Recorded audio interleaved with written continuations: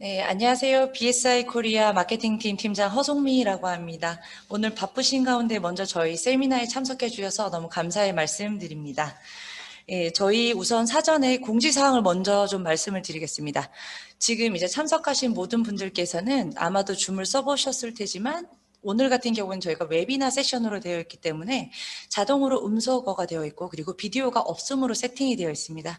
그래서 오늘 관련 저희 세미나 관련된 가능한 기능은 Q&A 기능 그리고 채팅창 기능, 손들기 기능 3개만 아마 보이실 거예요. 그래서 그중에서 오늘 Q&A 기능에 관련해서는 특히 이제 발표하는 내용에 관련된 질문이 있으시면 Q&A 버튼을 누르시고 질문을 언제든지 그냥 남겨주시면 저희가 마지막 Q&A 하는 시간에 몰아서 같이 또 읽어드리면서 중복되는 것은 또 이렇게 줄여서 답변을 드릴 수 있도록 하겠습니다. 그리고 채팅창 기능이 있습니다. 세미나 외에 만약에 뭐 소리가 잘 끊깁니다. 아니면 뭐 또 다른 뭐 교육 과정이 있나요? 뭐 컨설팅을 받을 수 있나요? 이런 그냥 관련된 모든 질문들은 채팅창에 남겨주시면 됩니다. 그리고 추가로 혹시라도 저희 이제 또 발표자분들께서 중간에 퀴즈를 내시거나 질문을 하시거나 간단하게 또 얘기해서 저희가 쿠폰을 제공해 드릴 예정인데 그럴 경우에도 그냥 채팅창에 다 답을 남겨주셔야 되고 저희가 시간을 체크하기 위해서는 Q&A 창에다가 남기시면 트래킹이 안 되기 때문에 다 채팅창에 관련된 모든 내용들 정답은 또 남겨주시면 감사하겠습니다. 그리고 오늘 세미나 같은 경우에는 저희가 질문은 마지막에 받을 예정이므로 손들기 기능이 안 되게 되어 있습니다. 그래서 이 또한 채팅창을 이용해 주시면 감사하겠습니다. 그리고 발표가 끝난 후 저희가 마지막에는 설문을 진행함과 동시에 그리고 교육과정에 대해서 좀 할인 소식을 좀 전해드리고 그리고 최종적으로 BSI 코리아 채널에 대한 카카오 채널 간단한 소개를 드린 다음에 오늘 종료하는 것으로 하겠습니다.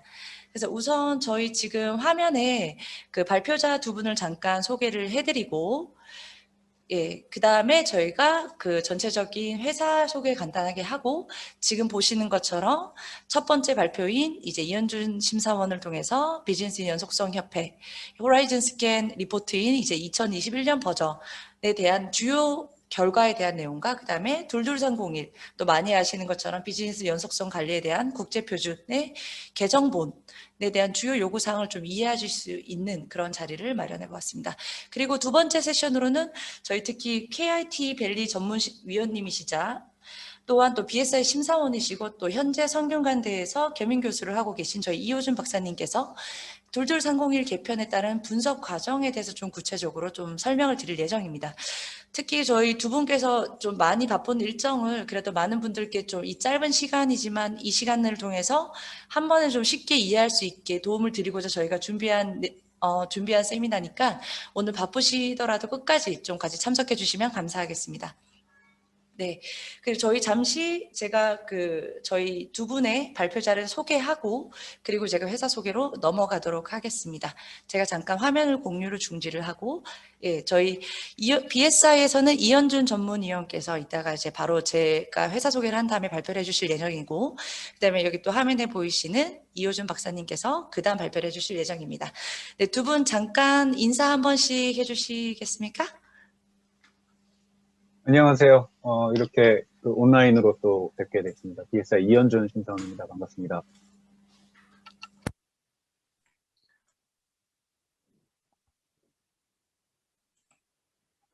예, 안녕하십니까. 네, 이호준 박사님 KIT밸리, 한번 인사해 네네. 주시겠습니까? 예, 말씀 들리시나요? 예, 안녕하세요. KIT밸리 이호준입니다. BSI IS 230 세미나 저도 오랜만에 참석하고 있는데요. 오늘 반갑고요. 모쪼록 여러분들 좋은 시간 되셨으면 하는 바람 말씀드려봅니다. 감사합니다. 네, 두 분 감사합니다. 그럼 계속 이어서 이제 제가 먼저 저희 BSI 회사에 대한 소개를 간단하게 먼저 좀 드리도록 하겠습니다. 네, 많은 분들께서 아마 저희 BSI의 고객이신 분들도 계시고 또 비고객이지만 저희가 어떤 일을 하는지 아시는 분들도 계실 텐데요. 저희 같은 경우에는 이제 BSI라고 하는 영국 국가표준 제정기구입니다. 그래서 1901년에 세계 최초로 설립이 되었고 그 후에 표준화에 대한 작업을 전문적으로 좀 주도를 전 세계적으로 해온 바 1940년대부터 이제 ISO가 창립되기 될 때 이제 모태가 되는 기간이었습니다. 그래서 제일 먼저 ISO가 창립될 당시에도 전체적으로 25개 국가가 제일 먼저 모여서 논의를 했을 때 영국 런던에서 모여서 다 같이 ISO라고 하는 협의체를 만들기 위한 그런 논의가 제일 먼저 이루어진 것도 이제 저희 BSI의 전신인 영국 엔지니어링 협회를 통해서 이루어진 바 있습니다. 그래서 이제 그런 ISO와 같은 그런 표준을 만드는 SDO라고 하는 스탠다드 디벨롭먼트 오거나이제이션 중에 하나이자 저희는 또한 ISO에 대한 교육과 인증을 할 수 있는 그런 어슈어런스 비즈니스를 하고 있는 그런 두 가지 비즈니스를 같이 하고 있는 곳입니다.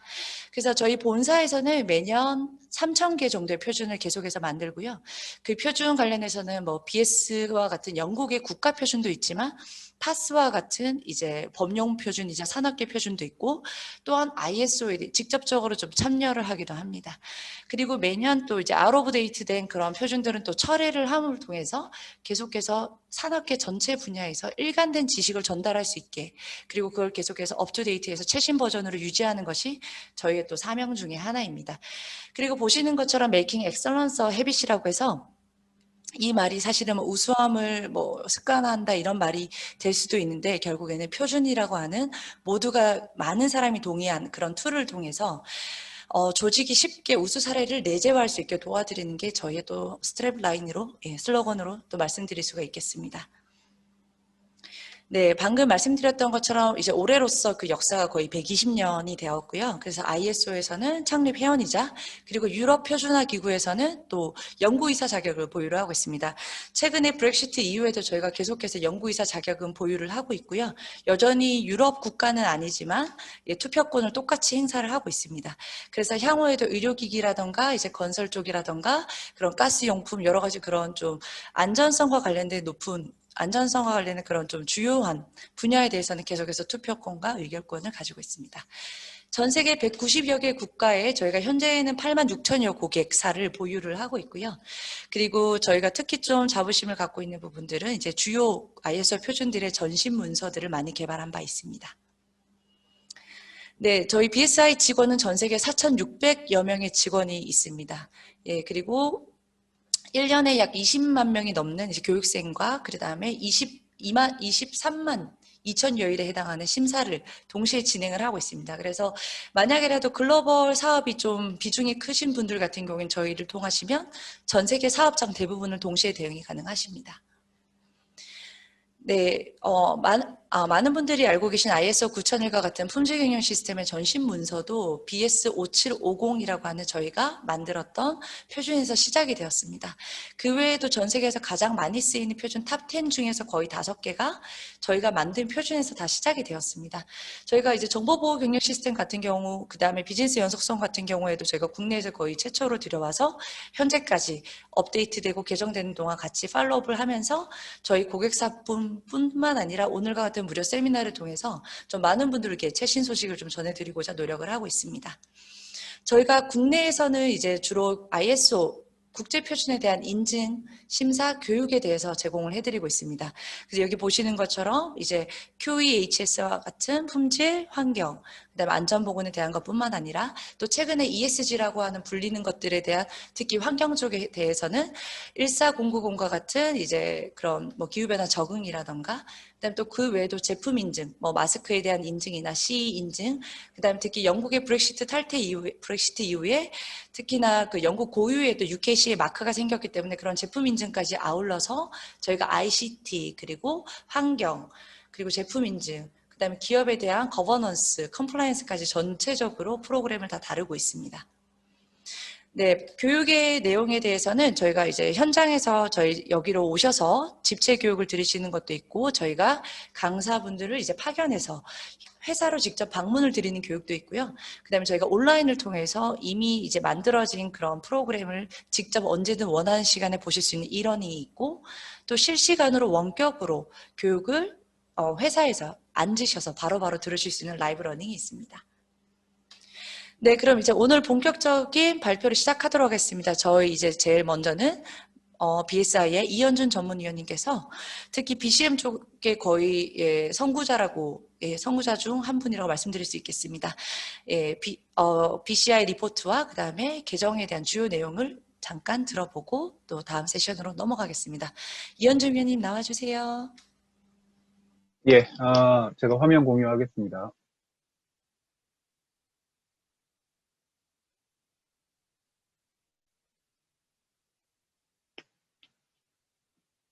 네, 저희 허송미 팀장님께서 그 소개를 해 주셨는데요. 선구자라는 표현을 좀 쓰셨는데, 아직 그 선구자까지는 저도 뭐 가고 싶은 입장입니다. 먼저, 이렇게 이 바쁜 와중에도 이렇게 저희 세미나, 웨비나 형태로 진행되는데 참여해 주셔서 감사 말씀 좀 드리고요. 오늘 제가 준비한 이 발표할 내용은, 이 비즈니스 연습성 측면에서 이제 리스크를 이제 어떻게 이해해야 할지, 그를 통해서 저희가 IS 2230. 연준 위원님 혹시 죄송한데 소리 조금만 가까이 부탁드리고 조금만 크게 말씀 부탁드리겠습니다. 네네, 알겠습니다. 지금은 좀 어떠세요? 잘 들리세요? 잘 들리시나요? 네. 자, 2301, 2019 버전으로 이제 표준이 변경됨에 따라서 이 표준에서 요구하고 있는 지금 두 번째 라인 보시게 되면 Security and Resilience라고 나와 있죠. 그래서 이 BCM 측면에서의 그 안전과 탄력 회복력이라고 하는 이런 Resilience를 이제 조금 어떻게 참조해야 될지에 대해서 저희가 간략하게 조금 준비를 해봤습니다. 자, 저는 참고로 BSI에서 저희 이 BSI 코리아에서는 22301 표준에 대한 이 프로덕트 매니저 역할을 맡고 있고, 2231 쪽으로는 저희 리더부터 역할, 그리고 강사로서도 활동을 하고 있고, 오늘 저희가 준비했던, 비즈니스 연속성 협회라고 합니다. 비즈니스 컨티뉴이티 인스티튜트, 즉, 영국에 위치하고 있는 비즈니스 연속성 협회에 이 AMBCI라고 하는 이 전문 자격도 함께 저희가 유지를 하고 있고요. 오늘 제가 조금 전하고 싶은 사항은 두 가지입니다. 첫 번째로는 이 비즈니스 연속성 협회에서는 매년 이 리스크를 이 통계 분석을 통해서 이 애니얼 리포트 형태로 이제 제공을 하고 있는데 그 리포트가 호라이즌 스캔 리포트입니다. 그래서 올해 3월 이후에 이제 공식 이 발표가 되었는데 이 호라이즌 스캔 리포트의 주요 요구사항들을 좀 참조할 수 있는 것들을 좀 말씀을 좀 드릴 거고, 두 번째로는 이제 이 표준, ISO 2301 표준은 2019년 10월 말에 공식 이제 이 개정본이, 첫 개정본이 이제 배포가 되었고요. 그 공식 개정본이 배포된 사항들 중에서 주요한 변경 요구 사항들에 대해서 조금 살펴보도록 하겠습니다. 자, 첫 번째로 호라이즌 스캔 리포트입니다. 2021년 이 BCI 비즈니스 연속성 협회에서 이 발간한 이 리포트인데요. 참고로 저희 BSI는 뭐 BCI와 관련된 활동 중에 그러면 아무 활동을 하지 않느냐? 아닙니다. 저희 BSI 영국 표준 협회는 영국의 BCI의 이 스폰서십 레벨이 있는데 저희 스폰서십 레벨 중에서 가장 높은 골든 스폰서십을 가지고 있고 매년 이 호라이즌 스캔 리포트를 작성하고 또는 분석하는 데 있어 저희 영국 본사에 있는 이 인원들이 참여를 하고 있습니다. 첫 번째 백그라운드 정보들을 좀 볼게요. 먼저 좀 보시게 되면 이 호라이즌 스캔 리포트는 기본적으로 글로벌리 서베이를 진행을 합니다. 그래서 첫 번째 가운데 있는 화면을 좀 보시게 되면은 우리 이 서베이를 수행한 그런 답변을 한 조직들이겠죠. 그 조직들이 지금 어느 이 산업 분야에 이제 포함되어 있는지를 좀 보여줍니다. 가장 많이 보이는 데는 이 금융 쪽이죠. 뱅킹 앤 파이낸스 쪽에 가장 많은 이 고객들이 답변을 해주셨고, 그 외에도 이제 보시게 되면은 이머전시 서비스라든지 헬스케어라든지 일반 제조라든지 공공에 대한 서비스 또는 물류에 대한 기능들, 그리고 뭐 교육이라든지 또는 그 이 국가 기반 시설들에 해당이 될 수 있겠죠. 에너지라든지 이런 유틸리티를 제공해주는 자들, 그리고 IT 기업들도 꽤 많이 보입니다. 그 외에도 전문적인 서비스라든지 또는 이 제약 쪽에 대한 부분들도 이렇게 이 서베이한 결과를 좀 보여주고 있습니다. 그래서 보시게 되면은 특정 산업 분야에 대해서만 서베이한 게 아니라 거의 모든 산업 분야에 있는 그 이해 관계자들이 참여를 해서 서베이를 참여를 해주셨고, 오른쪽 그 표 18번을 좀 보시게 되면은 이 위전입니다.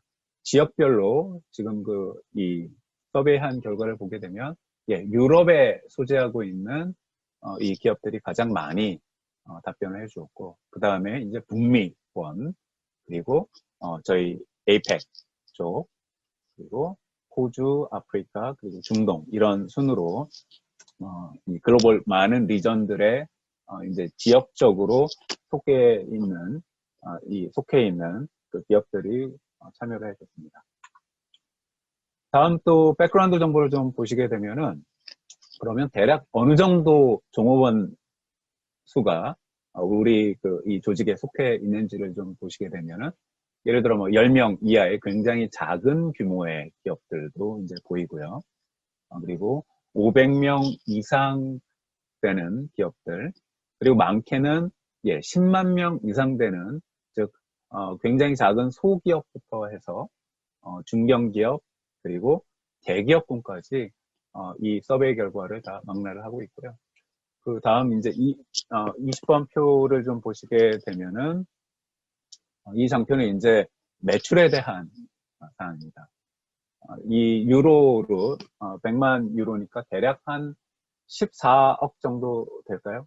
100만 유로면 한 14억 정도 될 거로 예상이 되는데, 이 정도 규모의 이 매출을 올리는 기업부터 해서 많게는 50빌리언이죠. 그러면 대략 한 500억 유로 정도 되는데, 500억 유로를 제가 머릿속에 확 와닿지 않아서 이 계산기를 좀 두들겨 보니까 한화로는 대략 한 70조 원 정도 규모입니다. 그래서 보시게 되면 이 100만 유로 이하 정도의 매출 규모부터 해서 70조 원 이상 되는 이런 기업들도 이 서베이에 참여를 한 것을 저희가 볼 수 있습니다. 자, 그러면 본격적으로 이 BCI의 호라이즌 스캔 리포트 2021에서 이제 Executive Summary라고 해서 이런 요약본 형태로 나와 있는 주요 사항들을 좀 살펴보겠습니다. 네, 첫 번째로 보시게 되면은 지금 보는 그 화면이 우리 굉장히 많이 친숙하죠? 지금 뭐 반응들을 제가 이렇게 좀 볼 수 없어서 그렇긴 한데 굉장히 친숙합니다. 이 코로나 바이러스를 이제 저는 잘 모르겠습니다만 이 구조 자체가 이렇게 형성되어 있다라고 합니다. 그래서 작년 2020년도에 단연코 코비드-19 팬데믹이라는 이런 단어를, 사실 팬데믹이라는 단어 자체를 우리가 그동안 그렇게 많이 이해하지 못하고 있었는데, 아마 저희 이 아이들도 팬데믹이라는 이 단어를 이제 그들도 이제 알 정도로 팬데믹이 굉장히 일상화되어 있죠. 그러다 보니 실제 이러한 코비드-19 이 팬데믹이 많은 조직에 이 실제 중단적인 그런 상황까지도 이제 이끄는 것들을 저희가 볼 수 있고, 또 호라이즌 스캔 리포트 중에서 이전에 이러한 리포트를 쭉 살펴보게 되면 리스크에 대한 이런 이 인덱스 레이팅을 갖다가 하게 되는데, 이 리스크 레이팅 중에서 코비드-19가 가장 높은 수준의 이 포지셔닝을 갖다가 역사적으로 이제 차지하고 있는 것을 볼 수 있습니다. 뭐 코비드 19 때문에 저희 그 이러한 그 세미나도 뭐 이렇게 온라인 형태로 웨비나로 이행하고 있는 것들을 뭐 저희도 이제 실제 뭐 체감을 하고 있으니까요. 자, 다음. 자, 다음을 좀 보시게 되면은 그 코비드 19에 의해서 이제 부속적으로 이제 영향들을 꽤 많이 받았습니다. 그래서 지난 2020년도에 코비드 19에 의해서 이제 영향을 받았던 그런 사례들이 왼쪽 화면 보시게 되면은 네, 멘탈 일리스라고 나와 있죠. 즉 코비드 19 자체를 우리 인적 자원들에 대한 이런 소실을 이제 일으키는 그러한 리스크다 보니까 실제 이게 발생을 하게 되면 네, 우리 그 직원분들의 정신적인 그런 건강에도 굉장히 이슈를 많이 줘서 이게 또 실제 우리 비즈니스의 중단에 대한 영향들도 미치는 것들을 또 볼 수가 있고요. 두 번째 지금 그 이 장표에서 보시게 되면은 예, 사이버 어택이라고 나와 있죠.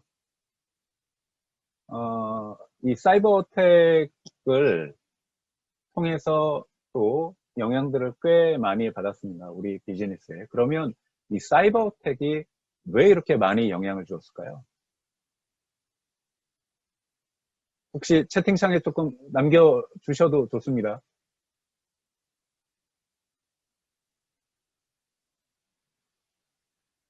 네, 너무 이렇게 네, 해킹도 올라오고 있고요. 네, 해킹도 올라오고 있고 윤영수님께서 또 다른 분들 자유롭게 남겨주셔도 네, 돼요. 네네네. 남겨주시면 저도 또 좀 답변을 드릴게요. 네, 더 이상 없네요. 제가 먼저 말씀을 좀 드리겠습니다. 사이버 어택이라고 해서 이제 이 IT에 대한 의존도가 굉장히 많이 높아졌죠. 그리고 아마 작년도에 가장 많이 들어봤던 표현이 아마 DT라고 하죠. 디지털 트랜스포메이션이라고 해서 네, 디지털 트랜스포메이션이라고 해서 기존에 제한된 그런 공간 내에서 이제 우리의 IT 자원들을 활용했다라고 하게 되면 지금은 예, 이러한 이 업무 자체도 기존에 물리적으로 어떤 조직 내에 있는 공간에서 수행했던 것이 아니라 실제 이렇게 재택을 한다든지 원격지에서 업무를 한다든지 이런 활동들이 굉장히 많이 늘어났습니다. 이제 그러다 보니 아무래도 이런 그 사이버 어택에 대한 요구사항들이 더 많이 늘어날 수밖에 없겠죠. 이제 그러다 보니 실제 그런 사례들로 인해서 우리 비즈니스의 이제 중단을 갖다가 많이 영향을 받고 있는 것들도 볼 수 있습니다. 자, 다음 세 번째로 보시게 되면은 네, 아마 우리 지금 이 웨비나에 참석하신 분들도 마찬가지고 저도 마찬가지입니다만 저희 그 아이들이 마찬가지로 이런 이 코로나19로 인해서 뭐 원격으로 수업을 갖다가 많이 할 수밖에 없는데 이제 그러다 보니까 그러한 트랜잭션이 많아지게 되니 IT 인프라에도 영향들을 굉장히 많이 줄 수밖에 없겠죠. 그래서 작년 초에 아마 대부분 많이 기억하실 겁니다. 뭡니까 원격으로 우리 아이들이 수업을 갖다가 이행을 하는데 예, 그 서비스 접속이 안 된다든지 접속이 되더라도 굉장히 불안한 상태로 이제 이행이 되는 거라든지 이게 왜 그러냐면 수요 공급 자체에 대한 밸런스가 이제 깨지다 보니 IT 인프라에 대한 요구사항은 굉장히 많이 늘어났는데 실제 그러한 이 리소스들이 적시에 제공이 되지 않다 보니까 예, 네트워크에 대한 중단, IT 인프라에 대한 중단들 때문에 마찬가지로 이제 비즈니스에 이 영향들을 갖다가 이제 미치는 것들도 저희가 볼 수 있고요. 예. 그 다음에 이제 새로운 리스크들은 그러면 어떤 것들이 조금, 나오고 있느냐. 물론 이것도 이제 코비드 19의 영향들을 굉장히 많이 받고 있습니다. 현재, 폴리티컬 리스크라고 하죠. 이런 정치적인 리스크들 때문에, 뭐, 예를 들어, 기업의 이런 비즈니스 환경도 굉장히 많이 영향을 받죠. 예를 들어 그 중국과 미국과의 그런 그 관계들이라든지 또는 이러한 그 리스크들 때문에 지금 현재 두 번째 장표로 보시게 되면은 네. 지금 북미권 같은 경우에는 아마 많이 이 미디어 통해서도 나오고 있습니다만 에이시안 헤이트라고 하죠. 즉 우리 동양인들에 대한 이런 뭐 이유 없는 그 공격이라든지 이런 것들도 뭐 인종적인 그런 인종차별 이슈라든지 이런 것들 때문에 실제 이제 비즈니스를 이행하는 그런 기능들에서도 영향들을 많이 미칠 수 있다라는 것들도 저희가 예상을 또 할 수 있고요. 그다음 오른쪽에 있는 화면들은 처음 보는 장표시죠. 물론 이것도 코비드-19 때문에 발생된 리스크입니다. 어떤 거냐면은 디바이스가 굉장히 많아지고 있죠. 그리고 새로운 그런 IT의 툴이라든지 이런 것들이 굉장히 많이 적용되고 도입되고 있습니다. 저희 뭐 BSI도 기존에 원격지에서 이러한 툴들을 많이 사용하지 않았는데 굉장히 많이 이 사용을 최근에는 하고 있죠. 아마 우리 조직 내에서 업무 수행을 하는 그런 이 툴들도 굉장히 많이 바뀌었을 겁니다. 그래서 우리 조직 내에서는 새로운 툴이라든지 또는 AI라든지 그런 새로운 그 테크놀로지들이 실제 이제 구현이 되고 적용이 되고 있습니다. 어디에요? 이런 그 IT 인프라 쪽에 적용되고 있죠. 이제 그런데 그러한 IT 인프라의 새로운 테크놀로지들이 원활하게 적용이 되면 이제 문제가 없겠죠. 근데 이러한 새로운 툴이 충분한 그런 검토라든지 뭐 보안적인 이슈라든지 또는 IT의 가용성의 이슈라든지 이런 쪽에 대한 그 충분한 검토 없이 적용을 하게 되면 네, 이 또한 네, 중단, 우리 즉 업무 프로세스의 중단을 미치는 것들도 우리가 이제 볼 수 있습니다. 예, 다음. 저희 BCI 그 호라이즌 스캔 리포트 2021에서 코비드-19 다음으로 이제 이런 이슈를 많이 또 보고 있는 게 예, 기후 변화에 대한 리스크입니다. 그래서 climate change라고 하죠. 이런 기후 변화들에 대한 리스크가 실제 이제 그 중장기적인 리스크로 굉장히 많은 조직들에게 적용이 되는 것들을 이제 볼 수가 있고 우리가 그동안에는 이 BCM에서 아마 저희가 10여 년 전부터 많이 이런 이 BCM에 대한 적용되는 그런 리스크에 대한 유형을 블랙스완이라고 아마 많이 표현을 했을 겁니다. 그래서 뭐 검은 백조? 예, 백조인데 하얘야 되는데 블랙스완이라고 하죠. 검은 백조가 나타났던 그런 충격들이 BCM 측면에서의 그런 리스크로 이제 다가왔던 것들을 우리가 볼 수 있었는데 지금은 예, 그린 스완이라고 합니다. 녹색 백조라고 하죠. 그래서 이 녹색 백조가 실제 의미하는 그런 사항들은 코비드-19 이전인 2019년도에 다보스 포럼이라고 하죠. 이 세계 경제 포럼이 이제 2019년도에 있었는데 굉장히 많은 그런 주제 중에 전체에 대한 주제로 다 다루고 있는 것들이 무엇이었느냐? 예, 이 기후 변화와 관련된 리스크들입니다. 그래서 실제 우리 한반도에도 보게 되면 뭐 태풍이 굉장히 많이 영향을 미친다든지 실제 이전보다 다르게 집중호우라든지 곧 뭐 저희도 이제 장마 기간이 이제 6월 되면 찾아오겠죠. 근데 그런 기간들이라든지 이런 것들이 기존에 우리가 경험했던 것보다도 더 극심한 수준의 그러한 이 기후 변화들을 이제 영향을 받을 것이다라고 하는 것들도 시사를 하고 있습니다. 자, 그러면 이 2020년도에는 이러한 리스크를 대응을 하기 위해서 22301에 대한 이런 인증에 대한 요구사항들은 조금 지연되거나 조금 이렇게 연기되는 것들을 볼 수 있습니다.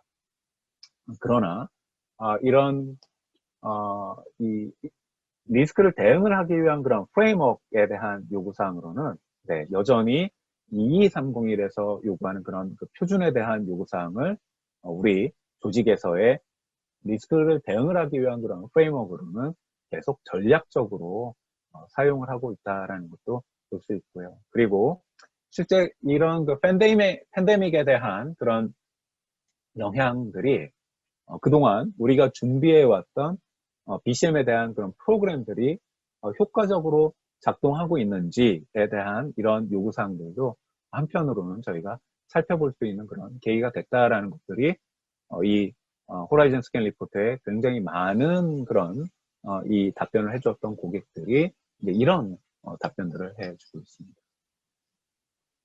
자, 그러면 이제 그 개요에 대한 사항은 잠깐 이렇게 좀 말씀을 드렸고요. 이 리포트에서 지향하는 그 사항 중에 또 하나가 어떤 것이냐, 예, 리스크에 대한 평가를 또 수행을 하고 있습니다. 그래서 리스크 및 위협이라고 하죠. 리스크 및 threat에 대한 이런 평가들에 대한 결과들도 어떻게 시사를 하고 있는지 좀 살펴보겠습니다.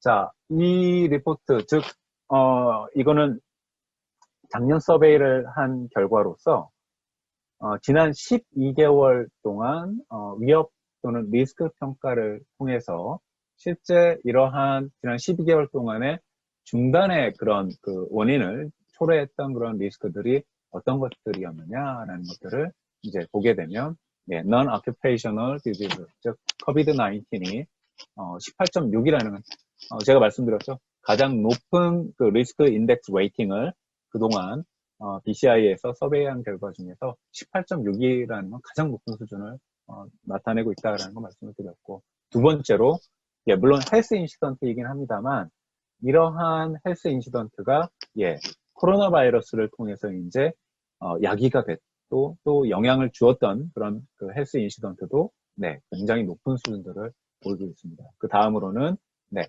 세이프티에 대한 인시던트라든지 IT 또는 텔레콤에 대한 중단, 그리고 이 사이버 어택, 뭐 데이터 침해 사고라든지 사이버 공격이라든지 이러한 순으로 지난 12개월 동안의 이런 리스크 평가를 보게 되면 이 인덱스를 저희가 확인할 수 있고요.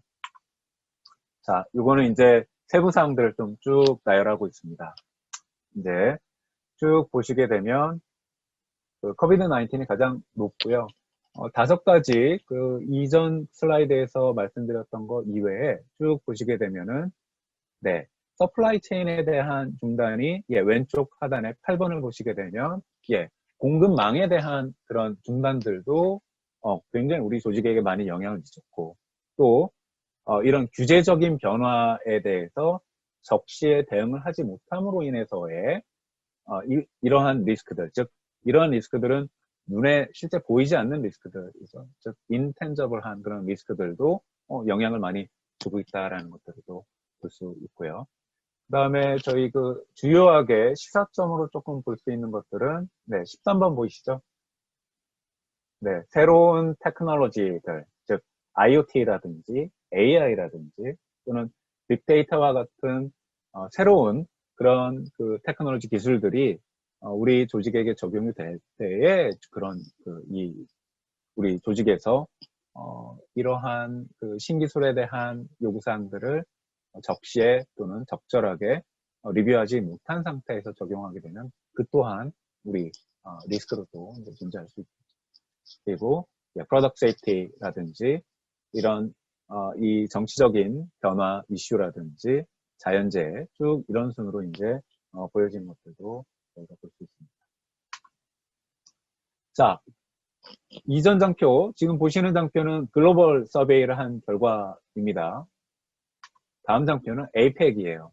그래서 APEC 내에서는 그러면 어떠한 리스크들이 조금 우리 쪽에 많이 영향을 미치는 것들이냐라고 좀 보게 되면 X, Y축으로 보시게 되면 X축은 예, frequency, 즉 이 발생 가능성을 말하고 Y축은 임팩트, 영향을 의미합니다. 그러면 조금 시사하는 것들을 좀 보게 되면은 네, 코비드 19에 대한 영향이 굉장히 높고 프리퀀시도 이제 이 APEC에서 서베이한 결과로는 중간 정도 보이고 있죠. 그 외에도 지금 보시게 되면 IT에 대한 중단이라든지 조금 5가지 주요 리스크들에는 이제 해당하지는 않았지만 APEC에서는 예, 이러한 극심한 이런 날씨에 대한 사건 사고라든지 우리 임직원에 대한 이런 이 스킬이라든지 이런 것들에 대한 소실도 영향을 미치고요.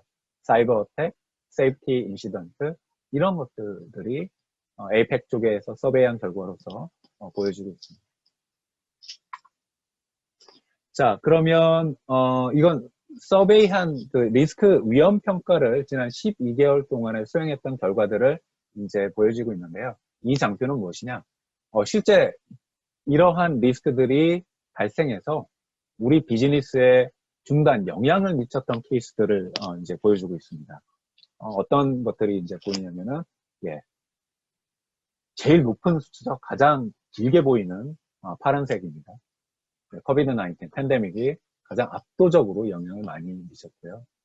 IT에 대한 중단들, 사이버 어택, 그리고 이런 기후변화에 대한 그 요구사항들 때문에 실제 우리의 중단을 초래하는 것들. 그 다음으로 이제 유틸리티에 대한 중단입니다. 그리고 이런 중요한 인프라스트럭처에 대한 그 중단에 대한 영향들도 보이고요. 그리고 지난 12개월 동안에서도 조금 언급해드렸던 오른쪽 하단에 보시게 되면은 예, 새로운 테크놀로지들이 이제 적용됐을 때에 인해서 이제 중단이 발생하는 것들 또 이제 조금 시사점으로 저희가 볼 수 있고요. 그리고 최근에 이제 자동차 업계에 크게 이제 화두가 되고 있는 거죠. 공급망에 대한 중단 중에서 이제 반도체 쪽에 대한 것들에 이제 해당이 될 수 있는 서플라이 체인에 대한 중단들도 높은 수준으로 계속 많이 보이고 있습니다. 자, 그러면 지난 12개월 동안에 중단 초래를 했던 리스크들이 어떤 것들이었는지에 대한 평가 그리고 실제 중단의 사례들도 보여줬고요. 그럼 향후 12개월이죠. 즉 2021년도에 우리에게 가장 영향을 많이 미치는 리스크가 무엇이겠느냐라고 보여주고 있는데 조금 다른 게 보입니다. 보시게 되면 예, 코비드 19이 여전히 높은 수준으로 가고 있고 사이버 어택 그리고 IT에 대한 중단 네 번째, 다섯 번째는 예, 이전 12개월에 보이지 않았던 것들입니다. 규제 요구사항들에 대한 이런 변경들이라든지 또는 이런 기후변화에 따라서 우리 비즈니스의 중단을 초래할 것으로 예상이 된다라고 하는 답변들도 보이고 있고요. 쭉 보시게 되면 리스크 인덱스별로 2021년도에 중단을 초래할 수 있는 리스크들은 이러한 유형들이 계속 좀 보여지고 있습니다. 네, 저희가 배포본으로도 이제 제공을 해 드릴 테니까 참조를 좀 해 주시면 좋을 것 같고요. 네, APEC을 볼게요. 위험평가 결과 APEC 내에서는 예, 코비드 19과 IT에 대한 중단, 오른쪽 상단을 좀 보셔야 될 것 같습니다. 공급망에 대한 중단이라든지, 자연재해라든지, 또는 인프라에 대한 중단들이 올해 이제 우리 비즈니스의 중단을 초래할 것으로 예상이 된다라고 APEC에 있는 고객들이 이렇게 답변한 것들을 볼 수 있습니다.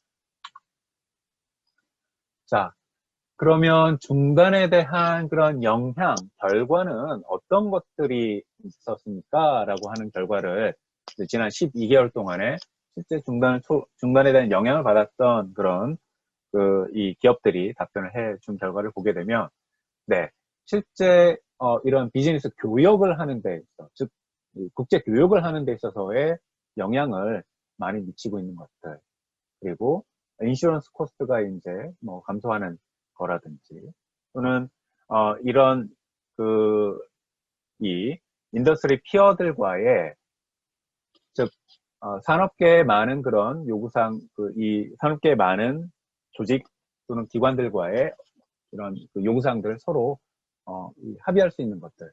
죄송합니다. 이 장표는 참고로 이 컨시퀀스가 아니라 실제 이 중단에 대한 이 BCM을 적용했을 때에 대한 그런 우리들의 효과를 보게 되는 겁니다. 그래서 국제 교역이 활성화되는 거라든지 또는 산업계 요구사항들을 우리가 충족할 수 있다라는 거라든지 BCM과 관련돼서 일관된 이런 BCM에 대한 그 요구사항들을 측정하거나 또는 모니터링할 수 있다든지 그를 통해서 71%가 넘는 그런 고객들이 어떤 답변을 줬느냐, 우리의 탄력 회복력이 굉장히 향상됐다라는 것들도 답변을 통해서 볼 수 있습니다. 네, 이게 지금 말씀드렸던 장표고요. 자, 저희가 지금 첫 번째 세션으로는 BCI의 그 호라이즌 스캔 리포트에 대한 것들을 이제 답변을 해드렸고, 2230, 2019 버전에서 주요한 이제 변경사항들이 어떤 것들이 있는지를 갖다가 지금 그 두 번째 이 세션에서는 제가 말씀을 좀 드리겠습니다. 자, 표준에 대한 역사를 저희 그 허성미 팀장님이 잠깐 말씀을 좀 해주셨는데, BCM에 대한 표준의 역사는 이렇게 흘러갑니다. 2006년도에 BS2599라고 하는 영국 표준이 처음 이제 표준의 형태로 이제 제공이 됐었고, 지금 현재 많은 고객들이 적용을 하고 있는 22301 첫 번째 이 표준은 2012년도에 공식 배포가 됐죠. 이게 이제 계속 인증의 형태로 적용이 되다가 2019년도에 Security and Resilience라고 하는 이 표준명이 개정이 돼서 적용이 되고 있고요. 용어에 대한 정의들이 굉장히 많이 조금 영향을 받았습니다. 2012년도 버전 그리고 2019년도 버전. 지금 보시는 장표는 2019년도 버전에서 위에 보시는 이 파란색 부분들은 다 표준의 용어에 대한 정의에서 이제 빠져 있는 사항들입니다. 위험에 대한 성향이라든지 이제 RTO 목표벽고 우리 시간이라든지 시점 또는 최대 죄송합니다. 목이 그새 또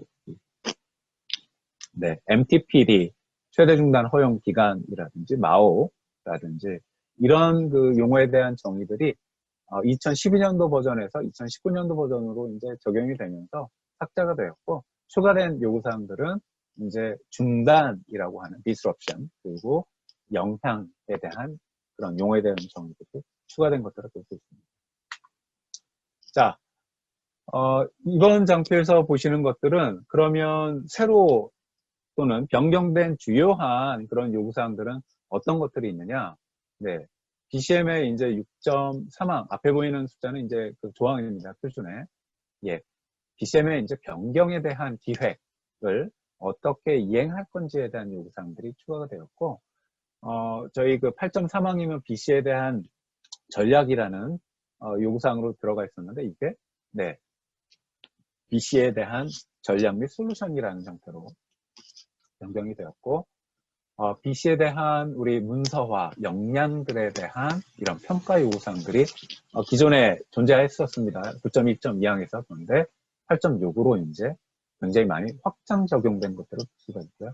삭제된 것들은 5.1, 9.1항에 있는 것들, 조금 이렇게 이 스플릿이라고 해서 요구사항이 좀 더 명확하게 분산돼서 이제 결정하고 있는 것들이 BC에 대한 전략 요구사항들이 이렇게 적용되고 있는 것들을 볼 수 있습니다.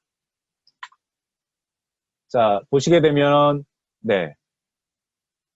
굉장히 메이저로 많이 변경된 그 요구사항들이 표준의 4항부터 10항 전체 요구사항인데요. 여기에서 이제 보시게 되면, 붉은색으로 있는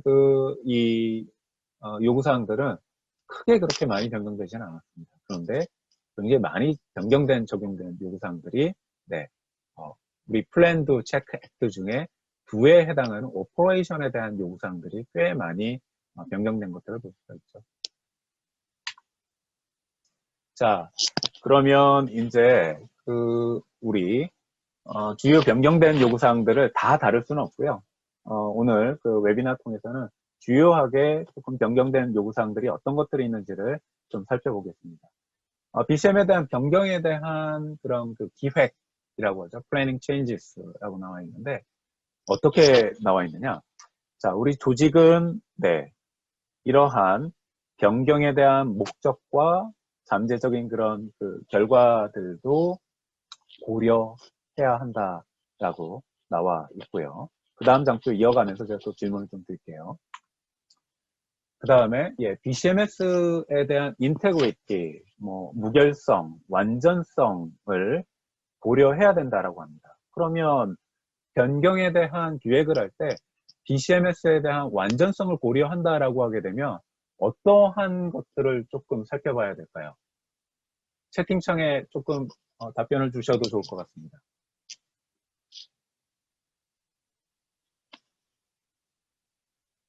BCMS에 대한 완전성. BCM을 통해서 우리가 제공하고 있는 A와 B에 대한 그런 변경사항들이 발생하게 되면 BCMS에 대한 이런 완전성에 영향을 받을 수가 있겠죠. 그러면 제가 질문드렸던 A와 B는 어떤 것들이 대상일 수 있을까요?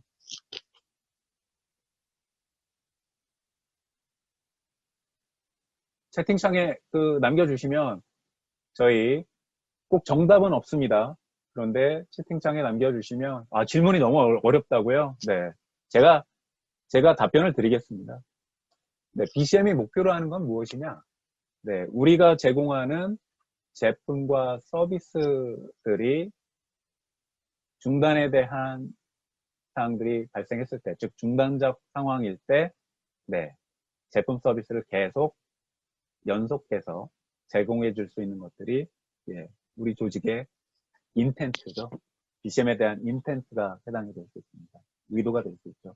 그렇기 때문에 우리가 제공하는 제품 서비스들이 이제 변경되는 것들. 예를 들어 핸드폰을 이제 제공하는 그런 그 고객사인 경우에는 내년도에 신규 모델을 이제 출시하려고 해요. 그러면 새로운 제품 모델들이 우리가 제공하는 제품 서비스에 변경이 있기 때문에 그러면 BCM에 대한 완전성에도 영향을 미칠 수 있기 때문에 무엇을 해야 된다고요? 즉 이 BCM에 대한 변경 관리에 대한 요구사항들을 이제 적용해야 된다라는 것들을 볼 수 있고요. 그리고 프로세스에 대한 중요한 변경이라든지 BC에 대한 전략들이 이제 변경되는 경우에 마찬가지로 이러한 BCM에 대한 이 변경에 대한 관리들도 다뤄줘야 됩니다. 즉 그러한 요구사항들이 BCM을 운영을 하고 있는데 변경이 된다라고 하게 되면 어떤 면들도 이제 또 영향을 미치냐면 밑에 보시는 자원에 대한 가용성에도 영향을 미치는 수가 있습니다. 그렇기 때문에 그러한 자원들을 어떻게 제공해야 되는 건지 아니면 권한들을 또는 책임 역할들을 변경해야 되는 건지 이런 요구사항들도 이제 살펴보게끔 하는 게 BCM에 대한 변경 관리에서 이제 요구를 하고 있습니다. 자, 다음 8.3항은 표준의 명칭이 이제 이렇게 변경됩니다. BC에 대한 우리 전략과 솔루션들입니다.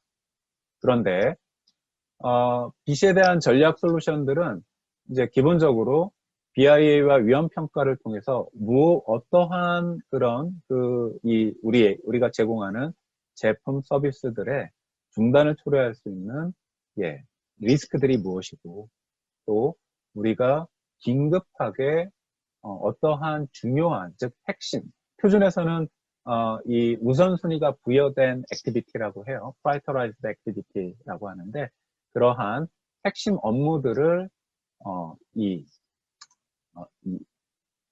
재개를 하는 데 있어서의 요구사항들을 이제 기반으로 해야 됩니다. 그래서 표준에서 이제 8.3항, 8.3.1에서 2019년도 버전에서는 무엇이 이렇게 또 나왔느냐? 두 번째 보이는 요구사항입니다. Before, During, After입니다. 그래서 그러한 리스크들이 발생하기 이전에, 발생하는 기간, 그리고 발생한 이후에 우리 BC에 대한 전략들을 어떤 것들을 고려할 것이냐라고 하는 것들을 또 요구를 명확하게 요구를 하고 있고요.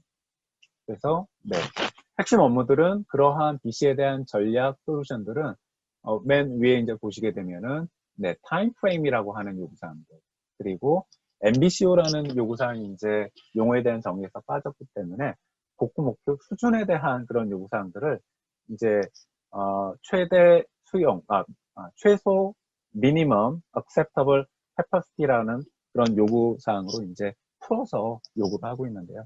즉, 이 복구 목표 수준에 대한 것들, 그리고 RTO와 네, 이러한 MBCO에 대한 요구사항들도 이제 요구를 만족을 해줘야 되고요. 그리고 표준에서 아까 보셨던 그런 비포에 대한 요구사항들이 남아있죠. 그렇기 때문에 네, 발생 가능성을 줄이기 위한 거라든지 발생의 기간을 줄이기 위한 활동들은 어떤 것들을 이행을 할 것인지에 대한 것들도 요구를 하고 있습니다. 그리고 자원에 대한 이런 가용성도 요구를 하고 있죠. 저에게 주어진 시간은 대략 한 10분 정도밖에 안 남아서 이제 퀵하게 진행을 좀 하도록 하겠습니다. 그래서 이 BC에 대한 전략 솔루션들을 우리가 식별하고 이제 선택을 해야 하는데 선택을 해야 되는 그런 요구사항은 어떤 것들을 만족을 해줘야 되느냐? 예, 기본적으로 BIA와 위험평가에서 결정된 그런 타임 프레임들, 즉 RTO와 RTO와 MTPD에 대한 요구사항들도 당연히 만족해줘야 되고, 그리고 최소 수용 성능이라고 하는 목표 복구 수준에 대한 요구사항들도 만족을 해줘야 되겠죠. 그러면 우리 조직이 가지고 있는 이 어떤 조직들은 단일 사업장에 운영이 되는 경우도 있고요. 어떠한 기업들은 굉장히 많은 또는 국가별로도 굉장히 다양한 국가에서 오퍼레이션을 수행하는 이 경우들도 있죠. 그러면 단일 사업장에서 이제 우리가 전략적으로 어떠한 리스크들은 우리가 수용할 수 있고 어떠한 리스크들은 대응할 수밖에 없거든요. 그러면 그러한 리스크에 대한 유형이라든지 크기들을 고려해서 전략을 당연히 결정해 줘야 되고, 그럼 그에 따른 비용들에 대한 요구사항들, 그리고 이러한 전략들을 결정을 했을 때의 베네핏들은 무엇이 있는지에 대한 것들도 우리가 살펴볼 수 있습니다. 그리고 표준 요구사항으로 변경되지 않았습니다. 즉 자원에 대한 이 복구 자원들은 A, B, C, D 즉 8가지 요구사항으로 쭉 나와 있는데 이러한 복구 자원들에 대해서 이런 이 전략들, 솔루션들을 또 요구를 하고 있고요. 자, 이 장표는 이제 없었던 요구사항입니다.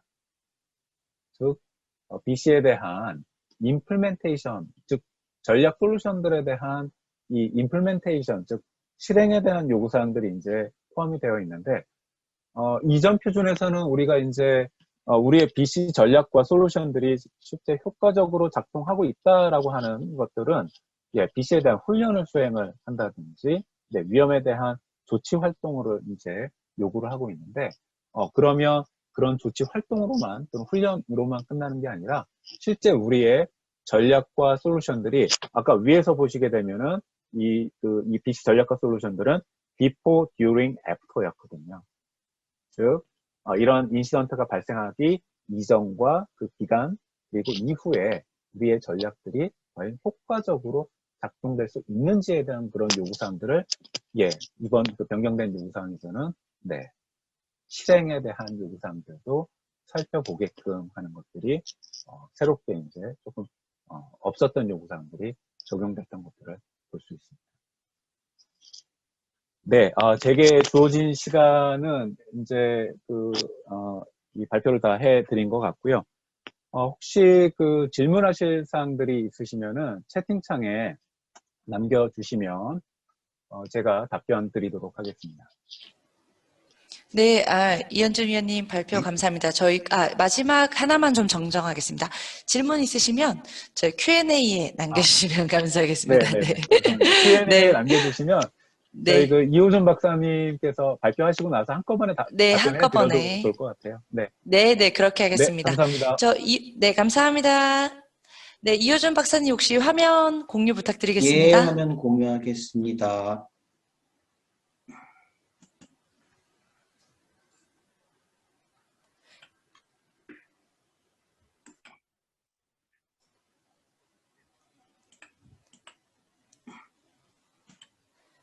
예, 네, 이제 공유되셨을까요? 화면, 네, 잘 보입니다. 이제 시작 예, 부탁드리겠습니다. 바로 저 그럼 이어서 발표 또 시작해 드리겠습니다. 앞에서 이현준 의원님께서 사실은 제가 지금 오늘 발표드릴 거하고 굉장히 비슷한 부분 연결을 많이 해주셨어요. 해주셨는데 사실 제가 많이 부담됐던 부분들은 오늘 제가 드릴 부분도 상당히 내용이 어렵습니다. 어떠셨는지 모르겠어요. 앞에서 지금 이 의원님 발표하시는 내용 어떠셨나요? 앞에 호라이즌 스캔 말고 뒷단에 보게 되면은 2301 2019년 버전의 이제 개정판에 대한 소개가 나오셨거든요. 해주셨는데 그 부분 어떻게 보셨습니까? 어려우셨나요? 아니면은 이렇게 좀 받아들이기가 좀 어떠셨는지요?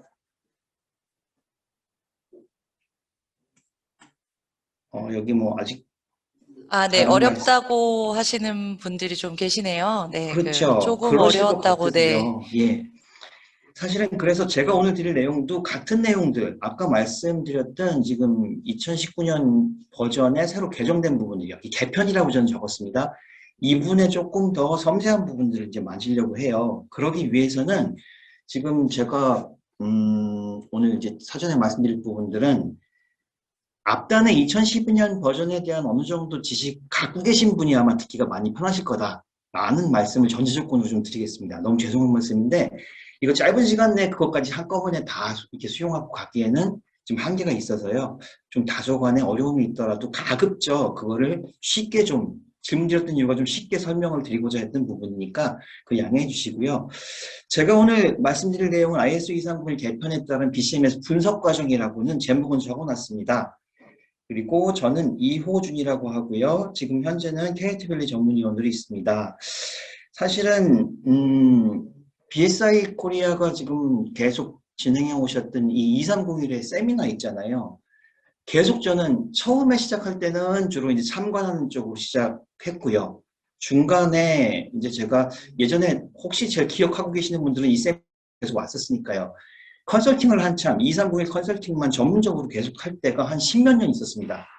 그때는 와서 발표도 드렸었고 많은 부분들 지식 공유도 드렸었고 했는데 그 말씀 드린 이유는 뭐냐면은 이 세미나 아까 그 말씀 주셨었어요. 말씀 주신 가운데 이게 선구자다, 이 파이오니어다라는 말씀 하셨었거든요. 뭐 이호님도 그러시지만 제가 느끼기에 이 BSI 코리아 2301 세미나는요. 국내뿐만 아니고 이거 글로벌하게 굉장히 뭐라 그럴까요? 의미 있는 그런 세미나예요. 역사하고 전통을 본다 그러면은 실제적으로 2301 전에 BS 표준이죠. 그때부터 시작해갖고 이 BCMS 코드에 대한 부분들을 계속 여지껏 진행되어 오는 그런 사례들도 많이 없고 해외 나가도 이렇게 지식 전달하는데 지금 참여할 수 있게 자유롭게 참여할 수 있는 이런 기회를 주는 기회가 많이 없으세요. 지금 한국 과정으로 지금 이렇게 진행이 되고 있는 부분들 해외 나간다 그러면 상당히 만나기 어려운 그런 기회실 겁니다. 제 스스로 그렇게 생각을 하고 있고 지금 여기 참여하셔가지고 발표해 주시는 분들 저도 테마도 잘 듣고 있거든요. 그렇게 생각한다는 부분에 그런 점에 있어가지고서는 뭐 저는 이 세미나에 대한 어떤 BSI 코리아 쪽에서의 어떤 프라이드요 상당히 높아도 되지 않을까 생각을 하고 있습니다. 제 소개드리면은 별도로 슬라이드 마련은 안 했고요. 지금 사실은 저는 박사학위는 공학 쪽 전공했습니다. 토목공학 전공하다 보니까 도대체 어떻게 연결이 될까라는 부분들 어떻게 생각하실지 모르겠어요. 그렇게 하게 되실 텐데 아까 말씀드린 대로 한 15년 넘게죠. 실제적으로 기업, 조직, 정부 대상으로 해가지고 ISO 2301 컨설팅을 계속 진행을 해왔습니다. 그러는 동시에 뭐 지금 BSI에서 심사도 많이 진행을 했었고요. 지금 현재 좀 제가 또 속해 있는 기관으로 아까 잠깐 이제 소개됐었는데 BCI라는 전 세계적으로 가장 어찌 보면 지식 뱅크 쪽에서는 큰 그런 그룹이죠. BCMS 2301 주로 다루고 있고요. 그쪽에서는 가장 큰 이제 조직이라고 할 수 있는데 거기 멤버로 지금 있고요. 계속 커뮤니케이션 하면서 지식 공유를 하고 있습니다. 컨설팅 이후에 지금 제가 수행하고 있는 일들은 지금 있는 소속돼 있는 회사에서도 그렇고 지금 학교, 대학교가 나오고 있는데 주로 이제 연구를 많이 수행을 하고 있어요. 어떤 쪽의 연구냐? 지금 제가 수행하고 있는 연구, 그 다음에 학교에서 대학원 강의하고 있는 부분들 모두 다 ISO 2301에 관련되어 있는 그런 내용들입니다. 그러다 보니까 오늘 말씀드릴 내용들도 과거 같은 경우에는 깊이가 있든 얕든 주로 이런 실사례들을 많이 보여드렸었는데요. 오늘은 다소 2301 개편에 대한 그 코드에 대한 이게 도대체 오리진이 어디고 그게 어떻게 변천됐고 그게 말하는 정체성, 의미가 무엇인가라는 부분들을 주로 집중해서 설명을 드리려고 합니다. 서두에 이렇게 말씀 길게 나누는 것보다는 바로 내용을 진행하는 게 맞을 것 같은데요. 앞서서 이 발표 시작하기 앞서가지고 제가 이슈를 몇 가지 던집니다. 지금 보게 되면은 We are standing on the risk 써놨습니다. 이 슬라이드 지금 솔직하게 말씀드리면 언제 만든 거냐면요. 2011년에 만들었습니다. 마지막에 여기 나와 있는 하나 빼놓고는 전부 그때 만들었는데 그걸 왜 다시 갖고 왔느냐. 요 슬라이드 하나하나 제가 지금 설명드리는 과정을요. 여러분들 지금 코비드19 상황하고 한번 비교를 해보세요. 자, 1969년에 피터 드러커가 한 말이 있습니다. uncertainty 얘기를 했습니다. 미래는 과거의 이론이나 시나리오로는 해석 불가능한 상황이 보편화되는 변화의 시대다. 공감이 어느 정도 되십니까? 완전히 딱 맞아 떨어지시죠. 86년입니다. 윌리백 후기 근대사회 리스크는 인간의 인식 능력을 완전히 벗어난 방사성이 퍼진다는 확산되는 그런 특성이고요. 방사성을 가지며 인과적 해석에 기초를 한다. 원인하고 결과에 따라서 연결이 되는데 사람이 판단하기에는 너무나도 바깥에서 넓게 퍼지고 있는 이런 특성을 보인다는 얘기죠. 86년에 이 말씀을 하셨었는데 지금 코비드19 상황하고 비교해 보시기 바랍니다. 이것도 이런 컴플렉스 시스템 지금 진행되고 있는 부분들이 너무나도 명확하게 재현되고 있고요. 이분은 뭐 말하면 너무 유명한 분이죠. 2004년에 나심 니콜라스 탈레브요. 통계적으로 예측되지 않는 현상에 출현할 거다. 앞서서 이 의원님 블랙스완 말씀하셨었는데요. 희귀하지만 발생에 따른 영향, 피해가 어마어마하게 막대한 현상이고 발생 후에야 그 원인이 설명되는 이런 현상이다. 이 얘기를 2004년에 하셨습니다. 지금 코비드19 보시면 어떤가요? 딱 이 현상을 찝어서 말해도 이렇게 표현을 못할 정도로 정확하게 맞아 떨어집니다. 요 슬라이드 제일 마지막에 제가 만든 부분이 마지막 캐스티 교수 발언입니다. 고도로 복잡하고 기술 의존적인 현대사회에 닥칠 치명적인 재난, 이거를 블랙스완 이어가지고 뭐라고 얘기를 했느냐, X 이벤트라고 했습니다. 이건 뭐냐면 너무 사람들 기술이 많이 발달하고 요구가 많아진 거예요. 그에 따라서 현대사회는 우리가 생각하지 않아도 되는 그런 부분들까지도 치명적으로 재난으로 다 받을 그런 예고되어 있는 상황이 있다라는 말씀을 하신 거죠. 10년도 넘은 이 슬라이드 갖고 온 내용이 이유가 뭐냐면요. 당시 제가 어디 가서 이 발표를 한다 그러면은 그건 그거지였습니다. 그건 그렇고 저기 강 건너 불이었었죠. 지금 어떠세요? 여러분 현실이세요. 과거의 이론이나 이론 쪽이나 어떤 교과서에 나오는 그런 주장되는 얘기들이 현상으로 지금 재현된 상태가 있습니다.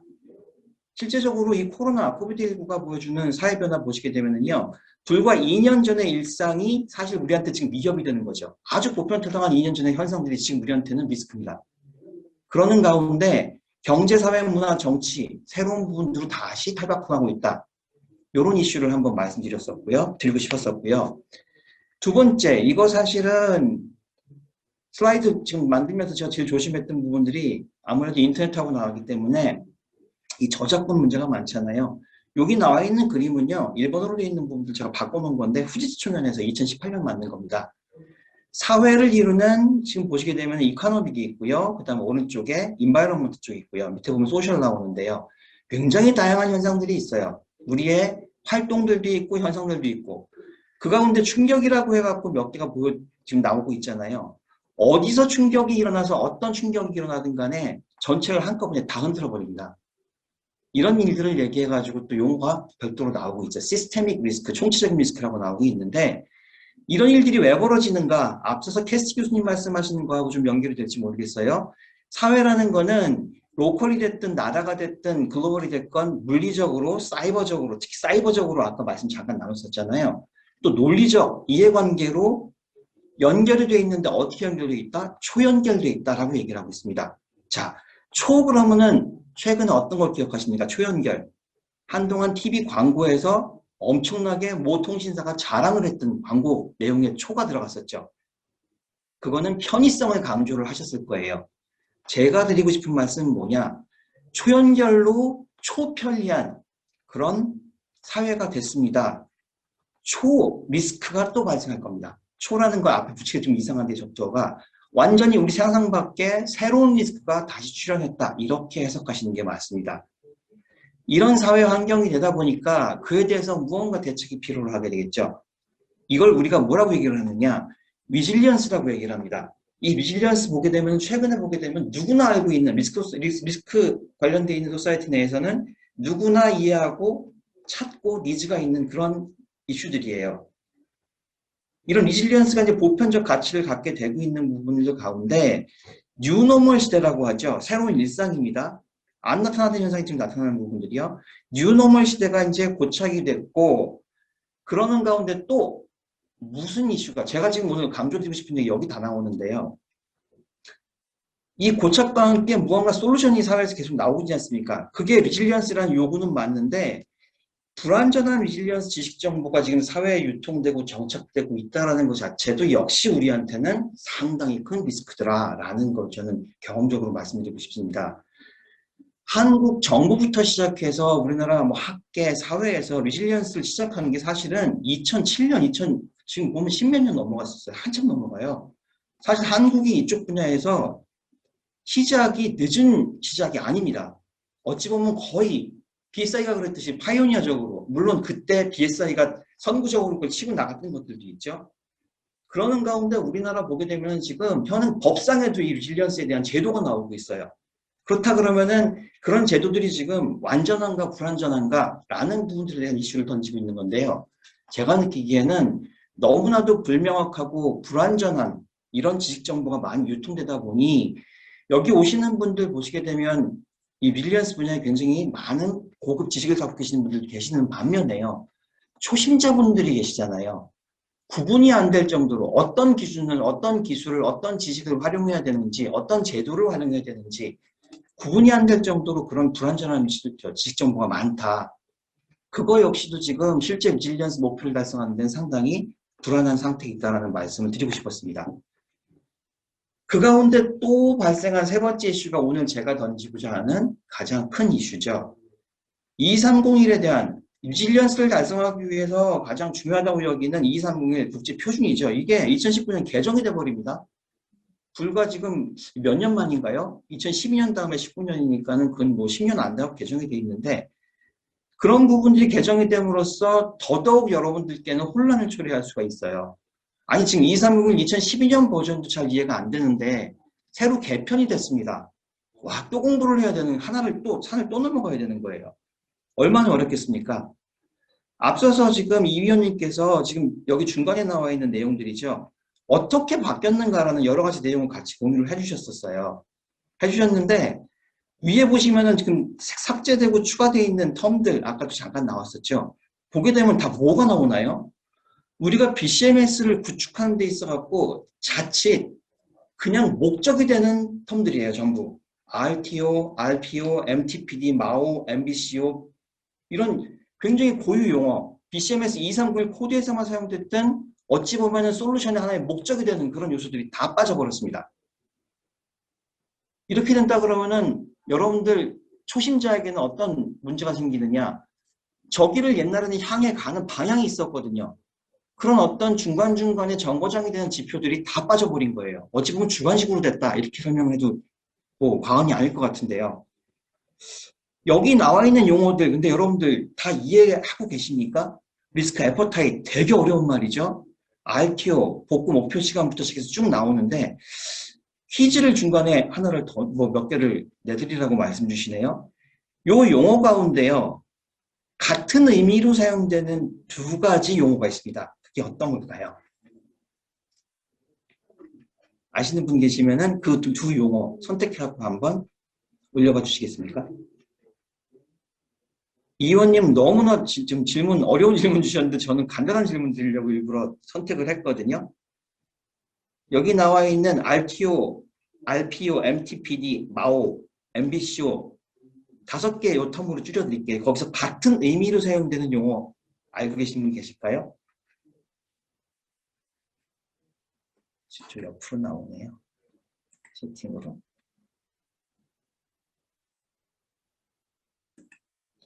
답이 없으시네. 어우, 잘 맞추셨습니다. MTPD하고 마오 같은 개념이시죠? 같은 개념이고 실제적으로 2012년 버전에 텀에 보게 되면 두 개가 같은 의미로 병렬화되고 같이 들어갔었습니다. 최대 중단 허용 기간이에요.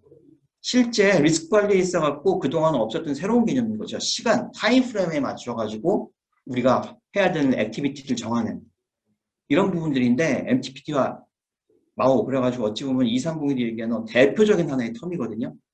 그 두 개가 용어가 사라져 버렸어요. 다만 텀 개념으로만 정의가 되어 있습니다. 이런 부분들 지금 삭제된 부분들 설명드렸고요.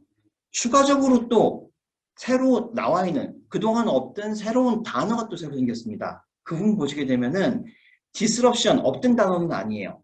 disruption이라는 게 추가가 됐고 또 unacceptable impact라는 게 또 새로 추가가 됐습니다. 이거는 새로 추가가 된 게 아니고 보시면은 옆에다가 incident라는 단어를 달아놨고요. 그 다음에 또 옆에 보면은 그냥 unacceptable impact가 아니고 impact라는 단어를 달아놨죠. 같은 개념으로 보이지만 뭔가가 많이 강조가 됐는가? 예전 리스크 같은 경우에는 작은 사고부터 시작됐던 부분들이 보다 지금 2019년 버전에서는요. disruption, 중단 쪽으로 완전히 집중해서 들어간다는 얘기입니다. 더더욱 중단 요소를 다루는 하나의 리스크 관리 프레임워크. 그 이유는 뭘까요? 앞서 설명드렸던 굉장히 사회에 다양한 이슈들이 있죠. 그 부분에 있어가지고 결과적으로는 그 리스크가 초래하는 결과가 뭐냐? disruption 쪽이다. 라는 쪽을 강조하고 있다라고 저는 해석을 했습니다. 오늘 지금 제가 해석을 했다라는 말씀을 드렸는데요. 이런 이슈 통해 가지고 제가 오늘 드리고 싶은 말씀은 뭐냐면은요. 2301 쪽에서 여러분들 앞에 나와 있는 삭제되어 있는 요소들이요. 저기다 감춰져서 안 보이는 거예요. 이 2019년 버전에서 분석 과정에서 나오는 부분들 어떻게 바뀌었고요. 그걸 어떻게 해석하면 되는가라는 부분들을 설명을 드리려고 합니다. 다만 여기서 제가 지금 말씀드리는 거는요. 대부분 제 개인적인 주관하고 경험이에요. 이런 점이 있다는 부분도 좀 참조해 주시고요. 또 하나는 시간이 된다 그러면은 뒤에 가서 미래에 이게 어떻게 이제 바뀌고 있는 거고 현행 2301이 이 트렌드에 맞춰서 지금 같이 어떻게 진행이 되고 있는가 라는 부분을 같이 설명드리고자 합니다.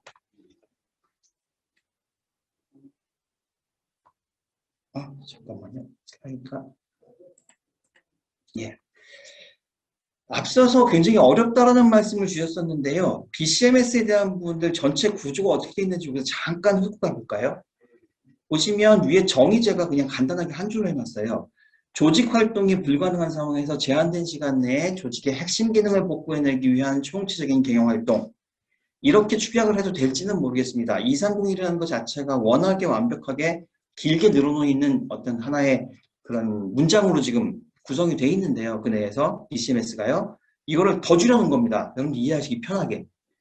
그하고 관련돼 갖고 요구사항들이 A부터 F까지 나와요. 실제적으로 이 요구사항들이 2301에서 2019년 버전에서 요구하는 부분들이에요. 예를 들자면 첫 번째 조직의 제품이나 서비스 또 이를 제공하기 위한 활동을 식별을 한다. 그게 2301 내에서는 오거니제이션 조직에 있어서의 조직과 컨텍스트를 이해하는 과정에 나오는 거고요. 활동 중단 시의 시간 영향, 그다음에 허용 시간, 소요 자원을 분석한다라는 부분들이 여러분 잘 알고 계시는 BIA라고 하는 비즈니스 임팩트 어널리시스 쪽에서 이루어지고 있고 중단 리스크 이해는 당연히 리스크 어세스먼트 과정에서 이루어지고 있고요. D번에 서비스 공급 재개 우선순위 수준 및 전략 결정 이게 스트래티지 앤 솔루션에서 이루어지고 있습니다.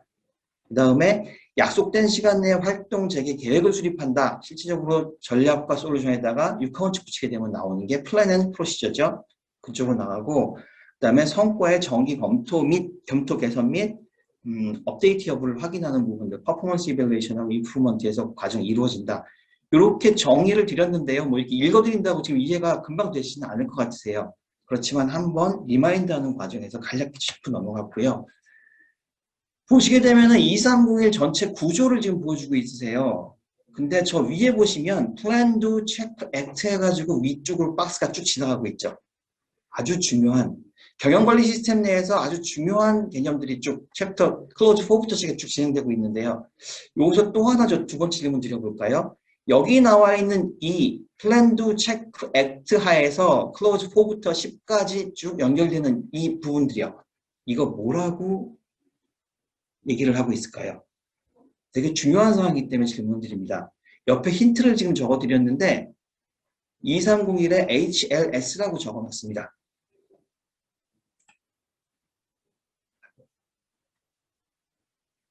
혹시 이거 아시는 분 계시나요? 위에 나와 있는 쭉 적혀져 있는 이 개념들이요.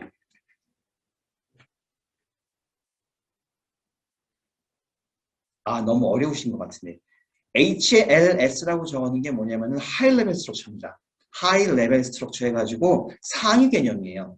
이게 왜 중요할까요, 근데? 중요하다고 말씀드린 이유는 뭐냐면은 ISO가 지금 지향하는 바 모든 경영관리 시스템의 전체 구조를 하나로 일치해서 맞추고 있습니다. 어디에 입각해서? 22301이 2012년 발표됐을 적에 구성되어 있는 클로즈 4부터 10까지의 하이 레벨 스트럭처에 맞춰가지고 지금 현행 여러분들 알고 계시는 전 세계 ISO 표준 아니더라도요.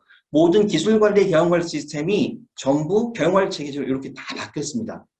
그거 주목하셔야 되는데 그 처음 시도를 2301이 수행했다라는 거에서 2012년에 굉장히 큰 의미를 부여했었죠. 역시 19년 버전 역시 그 하이레벨 스트럭처는 그대로 유지가 되는 가운데 제가 오늘 말씀드릴 내용 앞에서 이 의원님도 말씀 주셨었죠. 운영 오퍼레이션 단계 부분만 지금 확대해 놓은 건데요. 그 밑에 또 디테일하게 또 저를 또 잘라놨습니다. 이 부분에 대해서 전체 다는 아니고 쭉 과정 가운데 앞에서 설명드린 BCM에서 과정 있죠? 과정 가운데 주목해야 되는 부분들만 제가 찍어갖고 왔습니다. 그 가운데 밑에 보시면 적색으로 나와 있는 거 있잖아요. 이 적색이 뭘 의미할까요?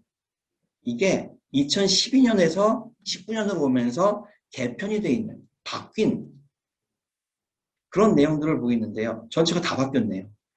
전체가 다 바뀌었으면은, 와, 이거는 굉장히 진짜 충격 아닙니까, 여러분들한테는? 그 내용이 어떤지, 어떻게 바뀌었는지, 그게 충격인지 여부를 한번 지금부터 확인해 보시도록 하겠습니다.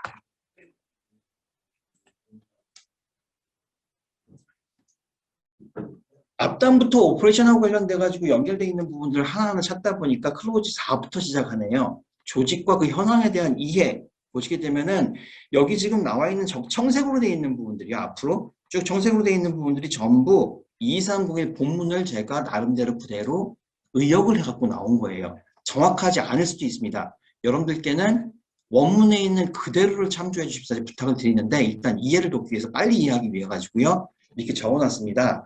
조직은 존재 목적과 관련돼서 BCMS가 의도하는 성과 달성 능력에 영향을 미칠 수 있는 외부 및 내부 이슈를 결정을 해야 된다. 굉장히 장황했던 내용들이요. 아주 심플해졌어요. 심플해졌다는 건 뭐죠? 축약됐다는 얘기죠. 여러분들한테 그 내용에 대한 부분들 자율성을 보장을 한다는 얘기입니다.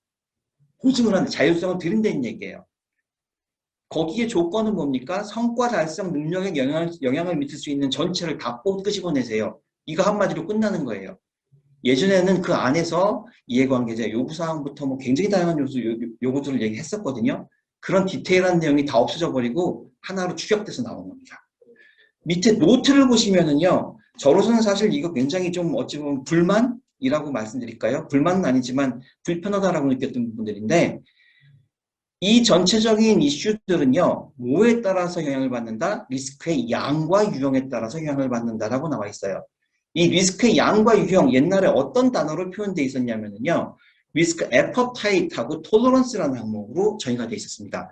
사실 리스크 관리 쪽에서 이 부분 보시게 되면 굉장히 어려운 단어예요. 이거 어려운 단어라 이걸 뺀 거 아닌가 싶기도 한데 리스크 애퍼타이트하고 톨러런스 자체가 리스크 양과 유형 이거하고 조직이 갖고 있는 그 고유의 양과 유형 아주 연결되어 있는 얘기거든요.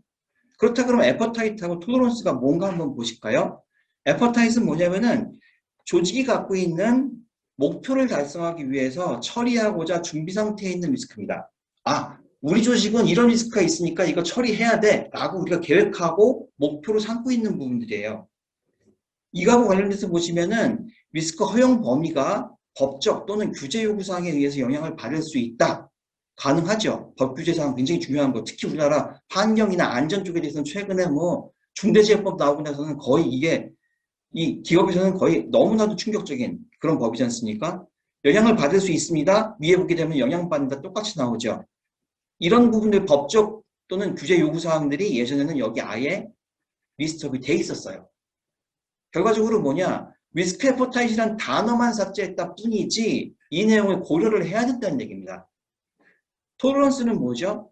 그 리스크 애퍼타이트 환경에서 우리가 추구하고 유지하고 또 감수해야 되는 준비가 된 리스크의 양과 유형입니다.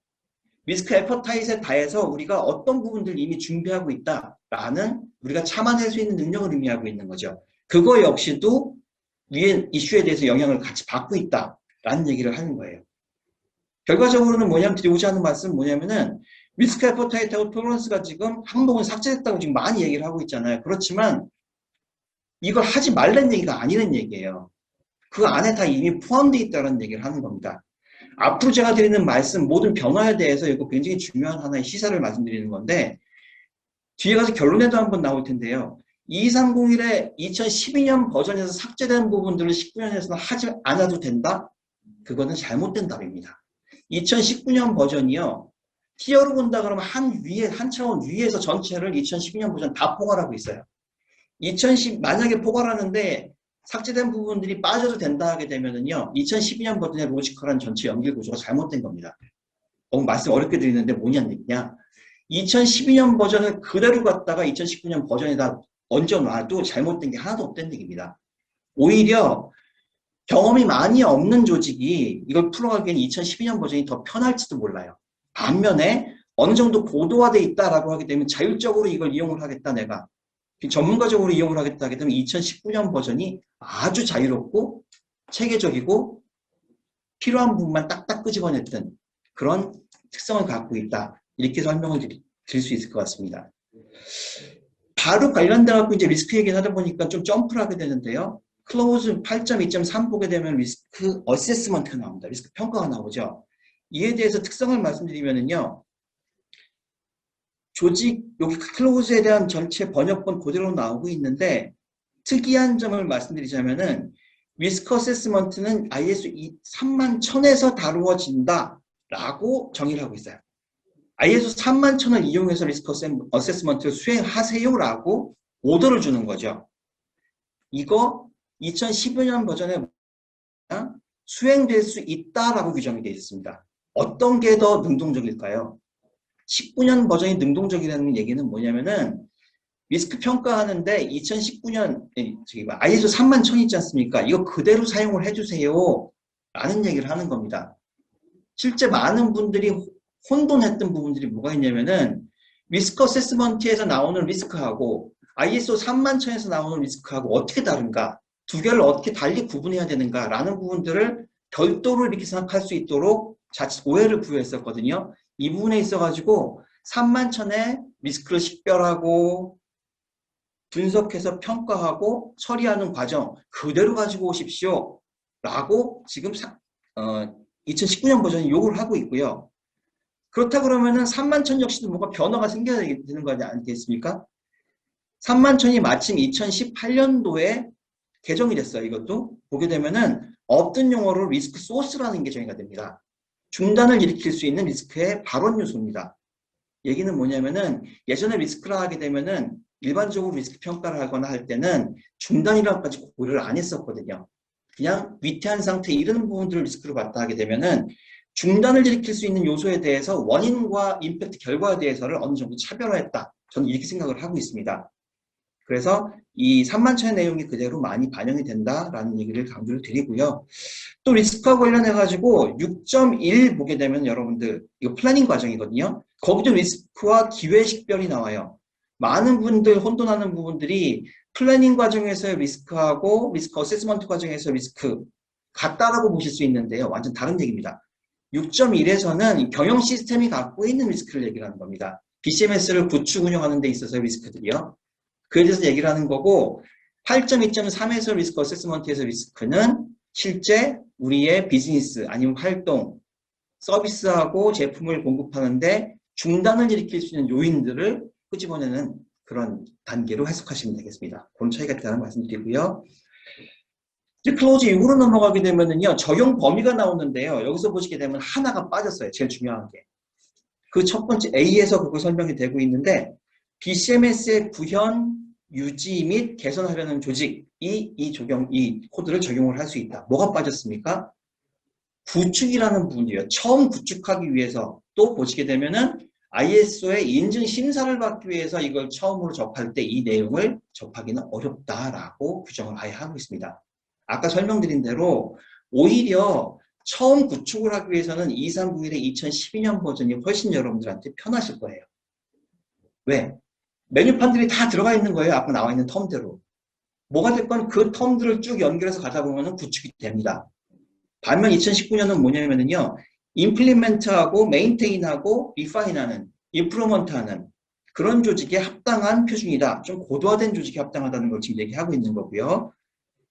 결과적으로 보게 되면은 의무적이고 제도적으로 뭔가 형식화해서 쭉 가는 것보다는 실용적으로 효율 제고를 위한 하나의 본질을 추구하기 위한 목표로 이 표준이 완성이 됐다는 걸 금방 이해할 수 있습니다. 다소간 이거 보게 되면 추상적이시잖아요.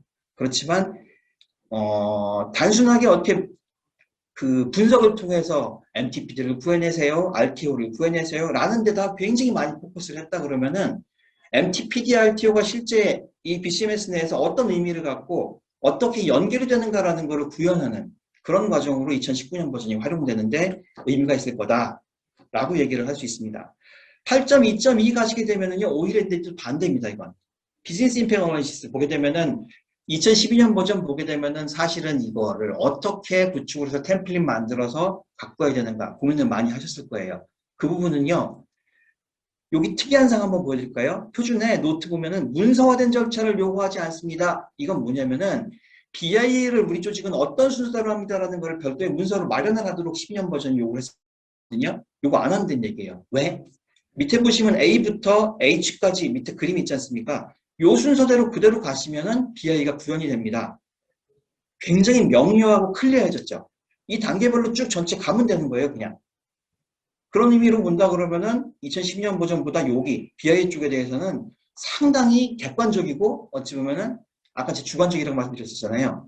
주관적인 거는 가치를 창조한 데 있어 어떤 주관성을 말하는 거고 이런 절차에 있어서는 아주 명확하게 이걸 표현을 하고 있어요. 중간중간에 노트 보시게 되면은 이 기간을 최대 허용 중단 기간이라고 할 수 있다. 아니면은 이 시간대를 복구 시간 목표라고 할 수 있다. 복구 목표 시간이죠. 이런 노트만, 그러니까는 텀 앤 데피니션 중심으로만 언급하고 있습니다. 대신 우리가 해야 되는 일들을 아주 클리어하게 지금 따라가고 있다는 얘기, 지금 2019년 버전이 구현하고 있고요. BC Strategies and Solution, 여기 오게 되면은 어찌 보면은 2019년 버전에서 가장 큰 변화죠, 이게. 이전 버전 같은 경우는 스트래티지밖에 없었습니다. BC Strategies, 전략만 있었죠. 그리고 나서 솔루션이라는 단어는 없었어요. 새로운 솔루션이라는 게 새로 이제 만들어진 겁니다. 뭐가 다른가? 이 솔루션이라는 건 뭐냐? 스트래티지와 관계가 뭐냐? 솔루션이나 스트래티지나 같이 연속성 목표를 이루는 하나의 전략입니다. 그런데 크기로 본다 그러면은요, 여러 개 아니면 하나의 솔루션이 모여서 스트래티지를 이뤄요. 그렇다면 솔루션하고 스트래티지가 어떻게 다른 거죠? 하나의 솔루션이 스트래티지가 될 수 있는 거잖아요. 종속 구조도 아니네. 동등한 경우도 있고 종속된 경우도 있습니다. 이에 대해서 저는 어떻게 해석했냐면요. 밑에 보시면 리소스 단위의 BC 솔루션이라고 단어가 나옵니다. 실제 2313 버전도 지금 20년에 개편돼서 나왔잖아요. 그 안에 보시면 이런 솔루션들이 8개 종류의 자원에 대해서 쫙 어떻게 가는지 나열이 되어 있어요. 근데 그게 보면은 어떻게 되냐면은 솔루션에 대해서 하나하나의 리소스에 대해서는 BC 솔루션을 갖고 갈 수 있도록 매핑이 되어 있습니다. 그 얘기는 뭐냐? 여기 보시면은 이 BC 스트래티지하고 솔루션이 사용되는 게 뭐냐면은 결과적으로는 우리가 핵심적이라고 느끼고 있는 비즈니스 프로세스나 활동이 중단됐을 때 어떤 방식으로 MTPD라는 시간에 MBCO라는 목표로 이거를 재개를 할 거냐라는 방법을 의미하는 거잖아요. 우리가 활용하고 있는 활동을 이루는 밑에 하부의 단계는 또 뭐가 있죠? 리소스라는 단계가 있죠. 우리 프로세스와 활동은 8개 종류의, 크게 8개 종류의 리소스로 이루어지고 있습니다. 편하게 생각하신다 그러면은요, 하나하나의 리소스에 대해서 솔루션을 구한 거를 그 리소스들이 들어가서 이루어지고 있는 하나의 활동, 그에 대해서 전략을 만들어내는 겁니다. 얘기는 뭐냐면 우리의 활동에 대해서 BC 전략을 만들지 않습니까? 그에는 활동을 이루는 8개 종류의 자원들에 대한 솔루션들이 가서 집합돼갖고 하나의 전략을 이룬다는 말씀을 드리는 거예요. 표현이 너무 어렵게 지금 설명이 되는지 모르겠습니다만은, 그렇기 때문에 관계를 본다 그러면은 솔루션이 스트래티지 밑에 종속이 됐다, 이렇게 보시면 되는 거죠. 전략 및 솔루션의 식별, 이것도 역시 보게 되면 굉장히 명확화되고 구체화되어 있는데요. 오른쪽에 2012년에 이 전략에 대한 소개 A, B, C 3개밖에 없었어요. 우선순위 활동 보고, 그 다음에 B에 쭉 나열되어 있는 애매모호한 추상적인 단어들, C의 영향 완화, 대응 관리. 이게 보시게 되면은 업무의 중단 전과 업무 중단 중, 업무 중단 후, 이것도 아까 잠깐 설명 나왔었죠. 그때 해야 되는 일들을 A부터 F에 맞춰가지고 쭉 구해주세요 라고 아주 클리어하게 요구를 하고 있습니다. 보시게 되면은 A는 오른쪽에 있는 우선순위 활동 보호 A가 B에 해당되죠. 사전입니다. 이건 B4 업무 중단 전에 해당하는 부분들이고요. 그리고 나서 나머지 전체를 보시게 되면은 있는 거 없는 거 합쳐가지고 전체 B에 특히 나와 있는 추상적인 부분들이요. 중단 확률 저감, 중단 기간 단축, 그다음 영향 제한하는 부분들 해가지고 다 찢어져가지고 클리어하게 딱딱 디파인이 돼 있어요. 이런 거 본다 그러면은 상당히 이 부분에 있어가지고 전략하고 솔루션 만드는데도 우리가 아주 객관적이고 클리어하게, 명쾌하게 이거를 답을 구해갈 수 있지 않나 라는 부분들이 느껴지고 있고요. 이 부분들도 많이 활용이 되시고 이미 지식으로 많이 이제 활용이 되고 계시는 부분들인데요. BC 스트래티지하고 솔루션 구할 적에 어떤 전략을 쓸 수 있는가? 다양화, 복제화, 예비화, 사고 취득, 그 다음에 여러분들께 굉장히 많은 분들 좋아하시죠? Do nothing, 아무것도 안 한다. 이렇게 5개 방안을 해갖고 전략을 만들게 되는데요. 이 전략에 대해서 다양화, 무엇을 다양화합니까? 리소스를 다양화한다는 얘기예요.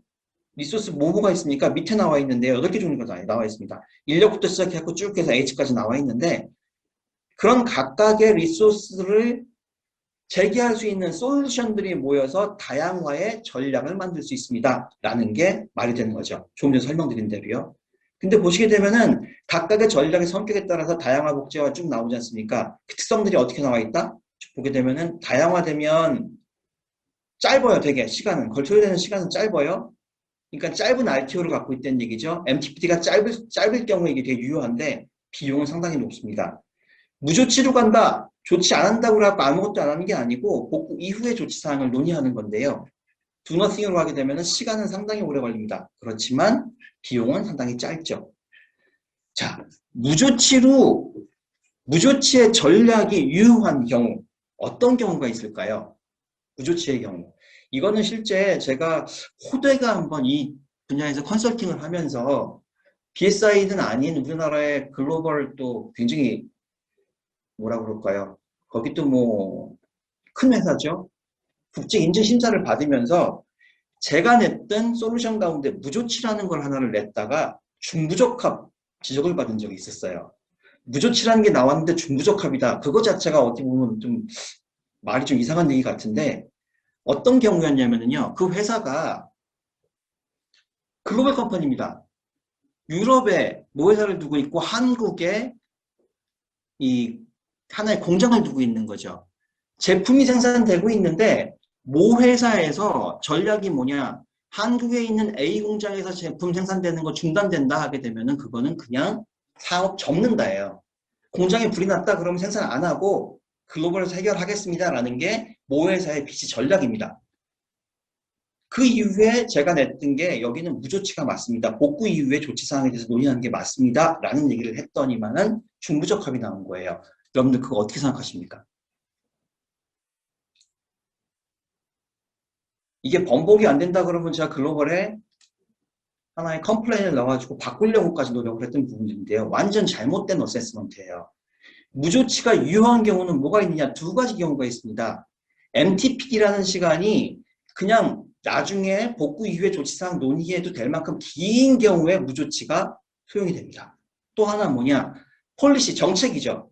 BC 정책 폴리시 내에서 이쪽 비즈니스는 사업을 접는다기보다 그렇게 시간적으로 급하지 않으니 서서히 복구하겠다는 정책을 갖고 있을 경우에는 충분히 사용 가능한 겁니다.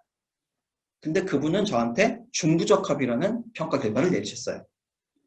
사유에 대해서 여러 가지 설명을 드리다 나중에 설명이 안 되니까 뭐라고 하느냐.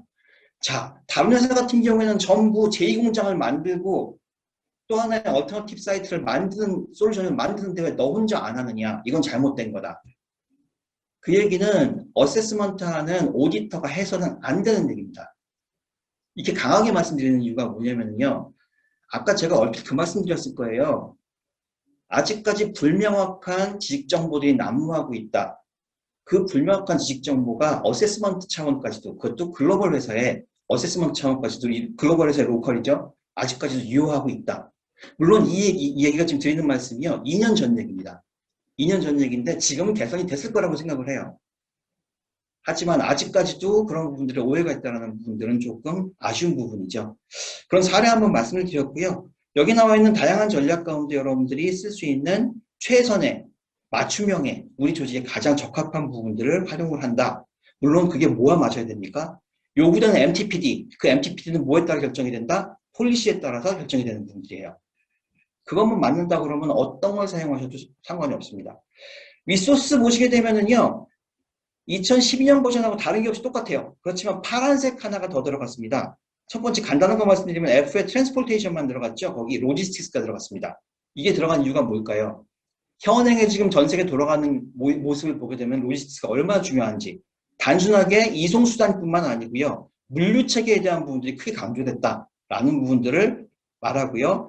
C번 보시게 되면은요. 피지컬 인프라스트럭처라는 새로운 단어가 만들어졌어요. 여기 인프라스트럭처라는 얘기 그냥 써도 상관없거든요. 피지컬이 들어갔습니다. 왜일까요? 지금 발생하고 있는 전 세계에 굉장히 많은 중단 위험을 본다 하게 되면은요. 대부분 피지컬하게 손상을 입어가지고 그 여파가 커지는 이런 경우가 많기 때문에 이거를 아예 지정을 한 게 아닌가. 이 피지컬한 인프라스트럭처에 대해서는요. 전략이 어떤 쪽으로 가느냐. 여기 나와 있는 전략이 유효한 경우가 거의 없으세요. MTPD가 굉장히 길다 하게 되면은 뭐 무조치를 가면 되겠지만은 짧은 시간 내에 어떤 피지컬한 부분들을 리커버리 한다. 아예 말이 안 되는 부분이고요. 어떤 전략으로 갑니까? 전략 중에 아까 중단 전, 중, 후 있었죠. 중단 전에 예방 전략을 굉장히 높여놓을 수밖에 없는 겁니다. 자, 어떤 피지컬한 인프라스트럭처가 있는데 MTPD가 너무너무 짧아요. 이럴 경우에는 여기 나와 있는 BC 전략을 구할 수가 없습니다. 큰 건물이라든가 장치라든가 한번 조달하려면 1년이 넘게 걸리는데 그걸 어느 시간 내에 짧은 시간 내에 무슨 제출을 하겠어요. 똑같은 거 하나 사요. 그게 기계 하나에 몇천억 조단위까지 가는 것도 있습니다. 불가능한 얘기잖아요. 조직적으로 도대체가 그거는 맞춤형이 될 수가 없습니다. 그럴 경우에는 예방 수준을 높이는 방법밖에는 다른 수준이 없어요. 어디까지? 우리 조직이 에퍼타이트와 톨러런스라는 두 가치를 평가를 해내가지고 거기 합당한 부분으로 맞춰야 되는 거죠. 보시된다 그러면 에퍼타이트하고 톨러런스가 왜 중요한지 여기서 또 나오잖아요. 생략이 될 수가 없습니다. 다만 암묵적으로 묻어간다는 얘기를 다시 한번 드리는 거고요. 리스판스 스트럭처 역시도요. 보시게 되면은 아주 구체화되고 체계화되어 있는데 2012년 버전에서 A부터 F까지 나와 있는 부분들이 지금 19년 버전에서 쭉 더 늘어났었어요. 늘어나게 나와 있는 부분들이고 그 가운데 보시게 되면은 B하고 C 빼놓고는 다 B하고 C, F 빼놓고는 다 새로 만들어진 것들이거든요. 그 가운데 E 보시게 되면 2012년 버전에요.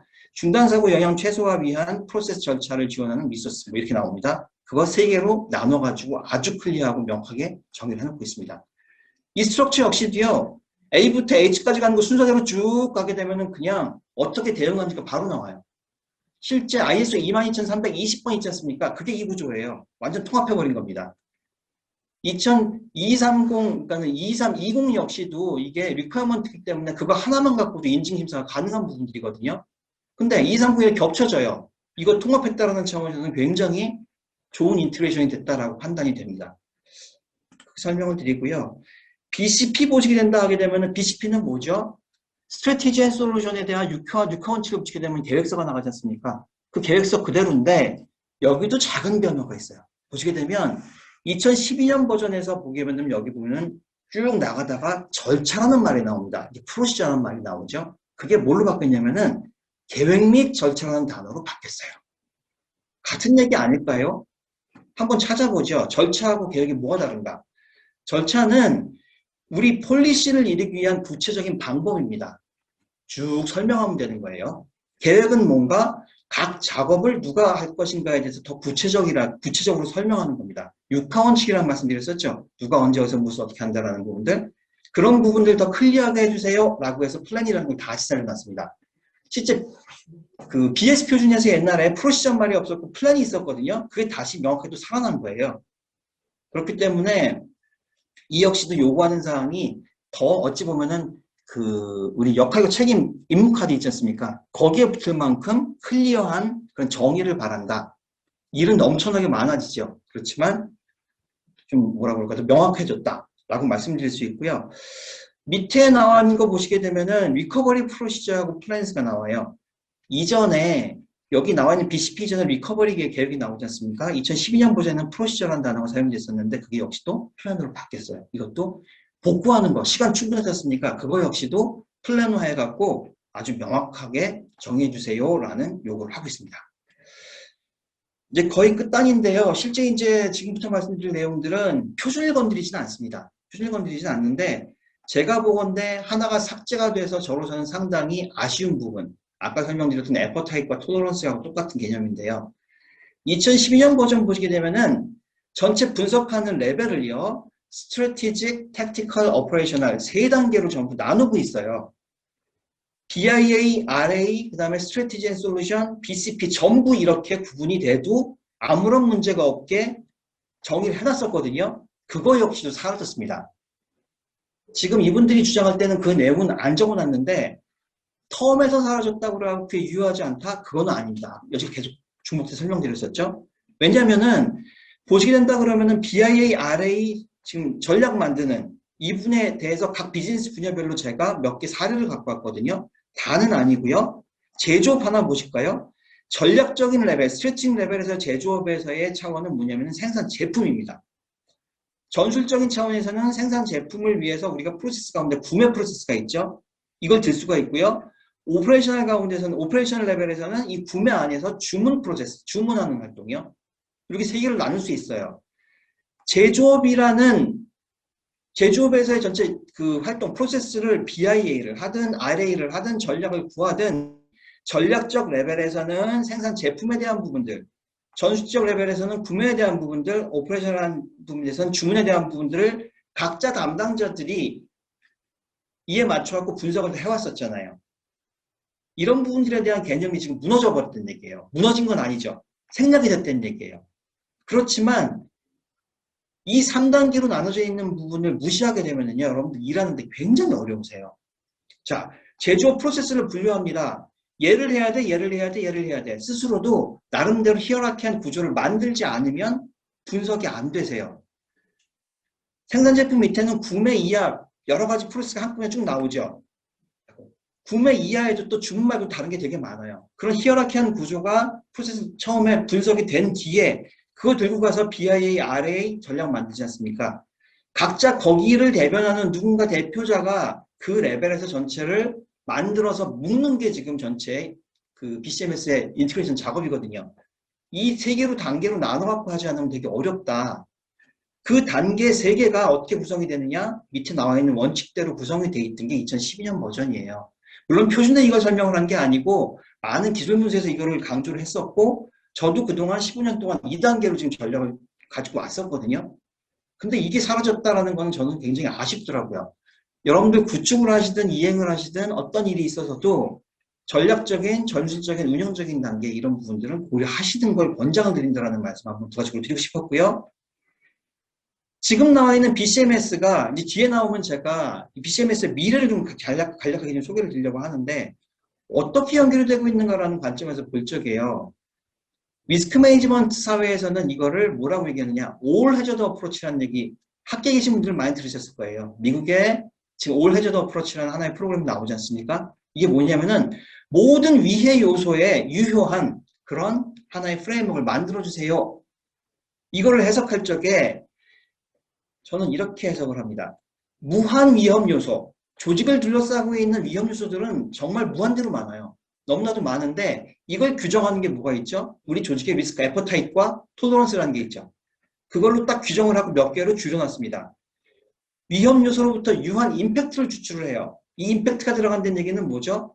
여기 들어가는 외력에 대해서 우리의 내부의 전략적, 전술적, 운영적인 업무 환경, 컨텍스트가 들어가죠. 교집합으로 나오는 게 임팩트로 나갑니다.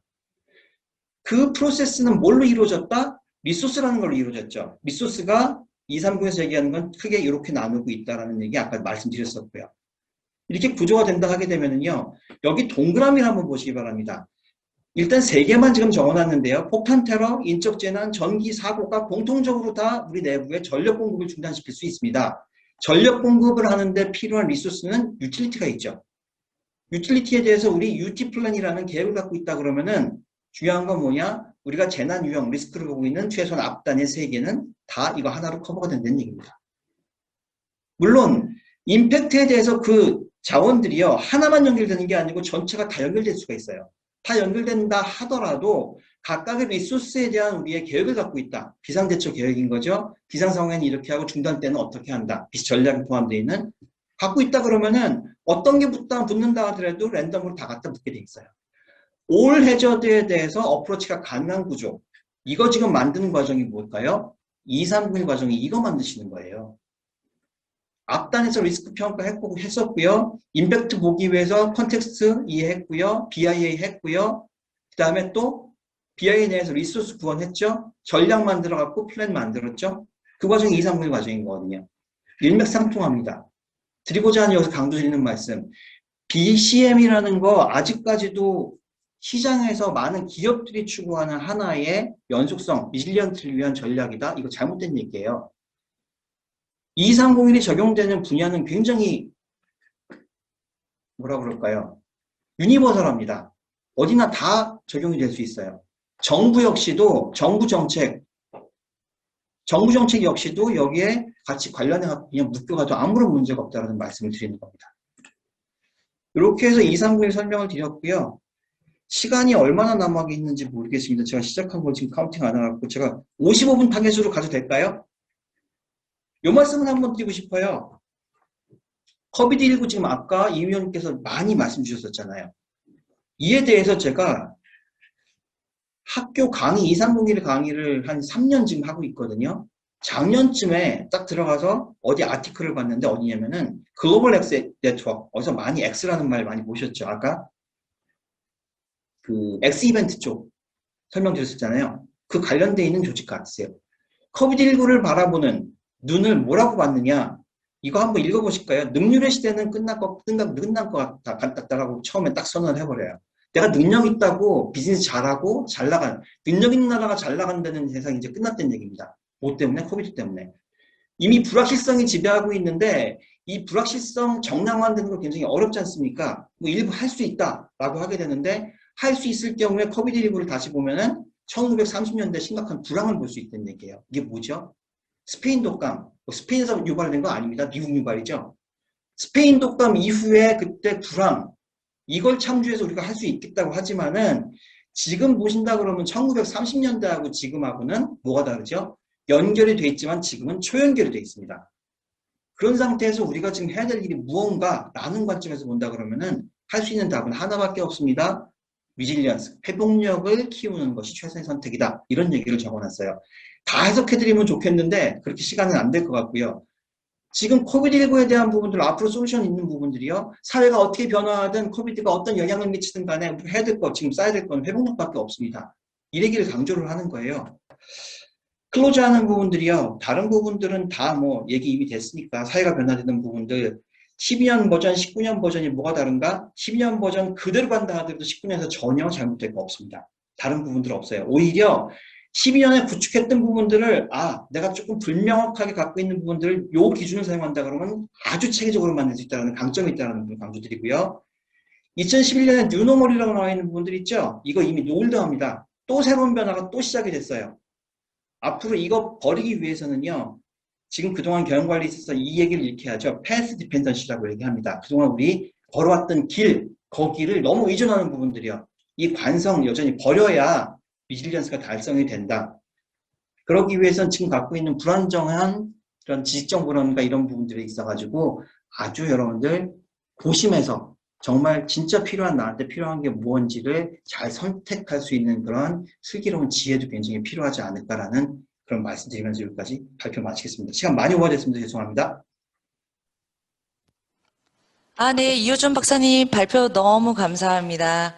네, 그리고 이현주 위원님께서도 발표하시느라고 너무 수고하셨습니다. 두 분 발표 너무 좀 내용은 어려웠을 수도 있지만 좀 즐거운 시간 되셨길 바랍니다. 제가 그리고 이제 마지막으로 저희 교육과정 할인 혜택이랑 좀 소개를 좀 드리고 이제 제가 마무리를 하도록 하겠습니다.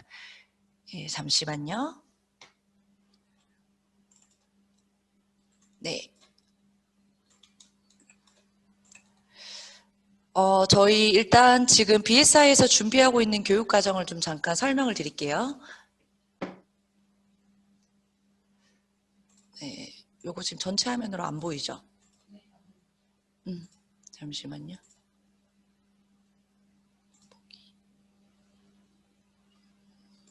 왜 이러지? 네. 이렇게 되는구나. 죄송합니다. 잠시만요. 저희가 이번 세미나 말고도 추후에도 지금 계속해서 6월, 7월에 또 여러 가지 세미나 컴플라이언스라든가 여러 가지 세미나를 좀 준비를 하고 있어요. 그래서 BCM이랑은 조금 다를 수 있겠지만 기본적으로는 조직이 레질리언스를 강화하기 위한 방안에 대해서는 유사한 부분들 그리고 도움이 되는 경영 시스템들이 있으니까 많은 참여 부탁드리고요. 제가 교육과정 잠깐 좀 소개를 드리겠습니다. 그리고 저희 교육과정을 들으시는 동안 시간을 조금 더 세이브하기 위해서 제가 그 설문조사에 대해서 좀 먼저 띄워놓을게요. 그리고 저희 참 죄송합니다. 그 교육과정 소개 드리려고 생각을 하고 있다 보니까 저희가 Q&A에 대해서 네, 현재 지금 저희가 Q&A 창이 다 보이시나요? 지금 혹시 다 보이시나요? 민주 과장님? 네네. Q&A 창에 저희가 우선 답변 가능한 부분들은 최대한 답변을 다 드렸어요. 그래서 시간 관계상 저희가 Q&A를 별도로 지금 가지진 않겠습니다. 그래서 궁금하신 점은 저희 이제 이호준 박사님이나 이현주 위원님 아니면 저희한테 편하게 연락을 주시면 저희가 최종적으로 또다시 회신을 드리도록 하겠습니다. 네, 그리고 지금 이제 설문을 간단하게 한 1분 안 되게 바로 진행을 할 예정입니다. 지금 팝업 창이 바로 뜰 거예요. 그래서 보시고 클릭만 해주시면 감사하겠습니다. 그리고 요거를 클릭 하시는 동안 제가 잠깐 시간을 좀 세이브하고자 교육과정을 소개를 드릴게요. 아까 좀 궁금해하셨던 분들이 좀 계셨는데 저희 ISO 22301 관련된 교육과정은 현재는 이제 심사원 과정과 그리고 기본적인 심사원 과정인 그 5일 과정 외에도 전환을 준비하고 다시 그 기존에 있던 심사원 자격이나 수료를 받은 것을 연장할 수 있는 전환 교육 과정이 또 존재를 합니다. 그래서 만약에 처음으로 이 선임 심사원이나 내부 그런 관련된 심사원 과정을 듣고 싶다 하시면 이제 5일 과정이 지금 10월에 중순에 준비가 되어 있고요. 그 다음에 기존의 심사원 교육과정을 2012년 버전으로 들으셨다 하시는 경우에는 이틀 추가를 하시면 다시 5년의 유효기간이 연장이 되는 교육과정이 진행이 됩니다. 그래서 그게 9월 초에 진행이 되고요. 그리고 이제 실무 과정에서 일단 전환에 대해서 좀 이해를 제대로 하고 싶다 하시는 분들은 또 6월 중순과 10월 초에 두 번 또 준비가 되어 있습니다. 마지막으로 약간 내가 매니저나 관리자급에 해당하는데 전체적인 좀 더 큰 그림을 크라이시스 매니지먼트 관점에서 좀 더 다시 보고 싶다 하시면 하루 과정이 9월 말에 준비가 되어 있으니까 그리고 저희가 다 원격으로도 동시에 진행이 가능하기 때문에 자리에서 회사에서 직접 들으셔도 돼요. 집에서. 그래서 편하게 저희한테 좀 문의를 해주시면 감사하겠습니다. 그리고 저희 교육팀이 또 따로 있기 때문에 저희한테 문의를 주시면 바로 저희가 또 알려드리고 지금 여기 보시는 것처럼 20% 할인 혜택이 있어요. 그래서 오늘 세미나 참석했습니다라고 교육팀에 문의를 해주시면 그러면 이제 전체 교육에 대해서 그리고 지금 BCM뿐만 아니라 다른 교육에 대해서도 관심 있는 게 있으시면 저희가 같이 할인을 드리고 있습니다. 그래서 20% 할인 가능하다는 거 꼭 참조하셔서 신청을 하시면 되고 전체 다른 교육 과정이 동시에 궁금하신 분들께서는 저희 BSI 블로그 에 들어가시면 메인 페이지에 최신 버전의 교육과정 일정까지 다 나와 있어요. 그래서 보시고 미리미리 내부적으로 회사 내부에 보고를 하셔서 승인을 받으신다거나 하셔서 꼭 도움이 되시길 바라며, 만약에라도 혹시 조직 전사 차원에서 BCM에 대한 기본적인 컨셉이나 내용에 대해서 조직원들이, 임직원들이 좀 알아야 된다라고 할 필요가 있다고 하시면 저희 이러닝 과정이 또 있습니다. 그래서 이거는 24차시가 준비가 되어 있는데요. 네, 한 뭐 30분, 20분 이런 식으로 해서 저희가 다 짧게 예, 시간은 어느 정도 줘서 다 들을 수 있는 부분이라 관리도 되게 용이하기 때문에 저희한테 따로 문의해 주시면 감사하겠습니다. 네, 그리고 이제 저희가 아까 제가 앞서 말씀드렸던 것처럼 이제 집체 교육과 직접 방문을 드리는 방문 교육과, 그리고 만약에 인증을 준비하실 때 사전에 조금 더 내부적으로 심화 교육을 받고 싶으실 경우에는 역량 강화 프로그램이 또 있고, 그리고 일원인가 실제로 자리에서 실시간 교육을 바로 들으실 수 있는 라이브 러닝까지 준비가 되어 있으니까 편하신 방법으로 언제든 저희한테 문의를 해주시면 저희가 최대한 맞춰드리고 있습니다. 네, 저희 지금 일단 설문이 거의 이제, 네, 거의 80%, 90%가 마무리가 돼서 제가 설문을 여기서 종료를 하고, 참여해 주셔서 너무 감사합니다. 네, 그리고 지금 여기 다음 장에 보시는 것처럼 저희가 설문에 참여하셨던 5분과 그리고 BSI 코리아 채널에, 카카오 채널에 등록하셔서 오늘 세미나 등록했다라고 남겨주시는 분 5분을 추첨해서 저희가 스타벅스 라떼 쿠폰을 보내드리고 있습니다. 네, 그래서 많은 참여 부탁드릴게요. 그리고 저희 BSI 코리아 카카오 채널에 등록을 하시면 교육 할인 이벤트뿐만 아니라 세미나, 그리고 또 그 외에 여러 가지 최신 표준의 업데이트 내용이나 리포트 같은 걸 좀 쉽게 다운받으실 수 있는 그런 루트나 이런 것들을 가끔, 그리고 매달, 그러니까 그런 최신 내용은 가끔이지만 매달 정기적으로 저희가 교육과정 안내나 이런 것들 다 드리고 있으니까 등록을 해놓으시면 오히려 메일로 보시는 것보다 더 편하게 이용 가능할 것으로 예상합니다. 그래서 꼭 등록 부탁드리겠습니다.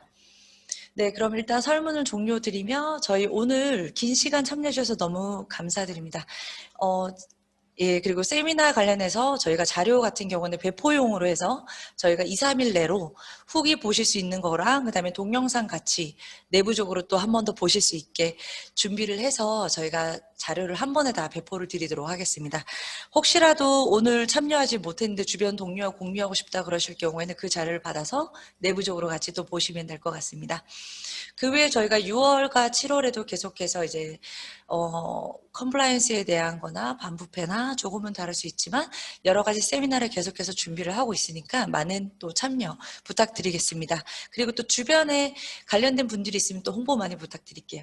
저희 오늘 긴 시간 이효준 박사님, 그리고 이현준 전문위원님, 그리고 참석해준 모든 분들께 감사의 말씀드리며 앞으로도 저희 BSI에게 많은 관심 부탁드리겠습니다.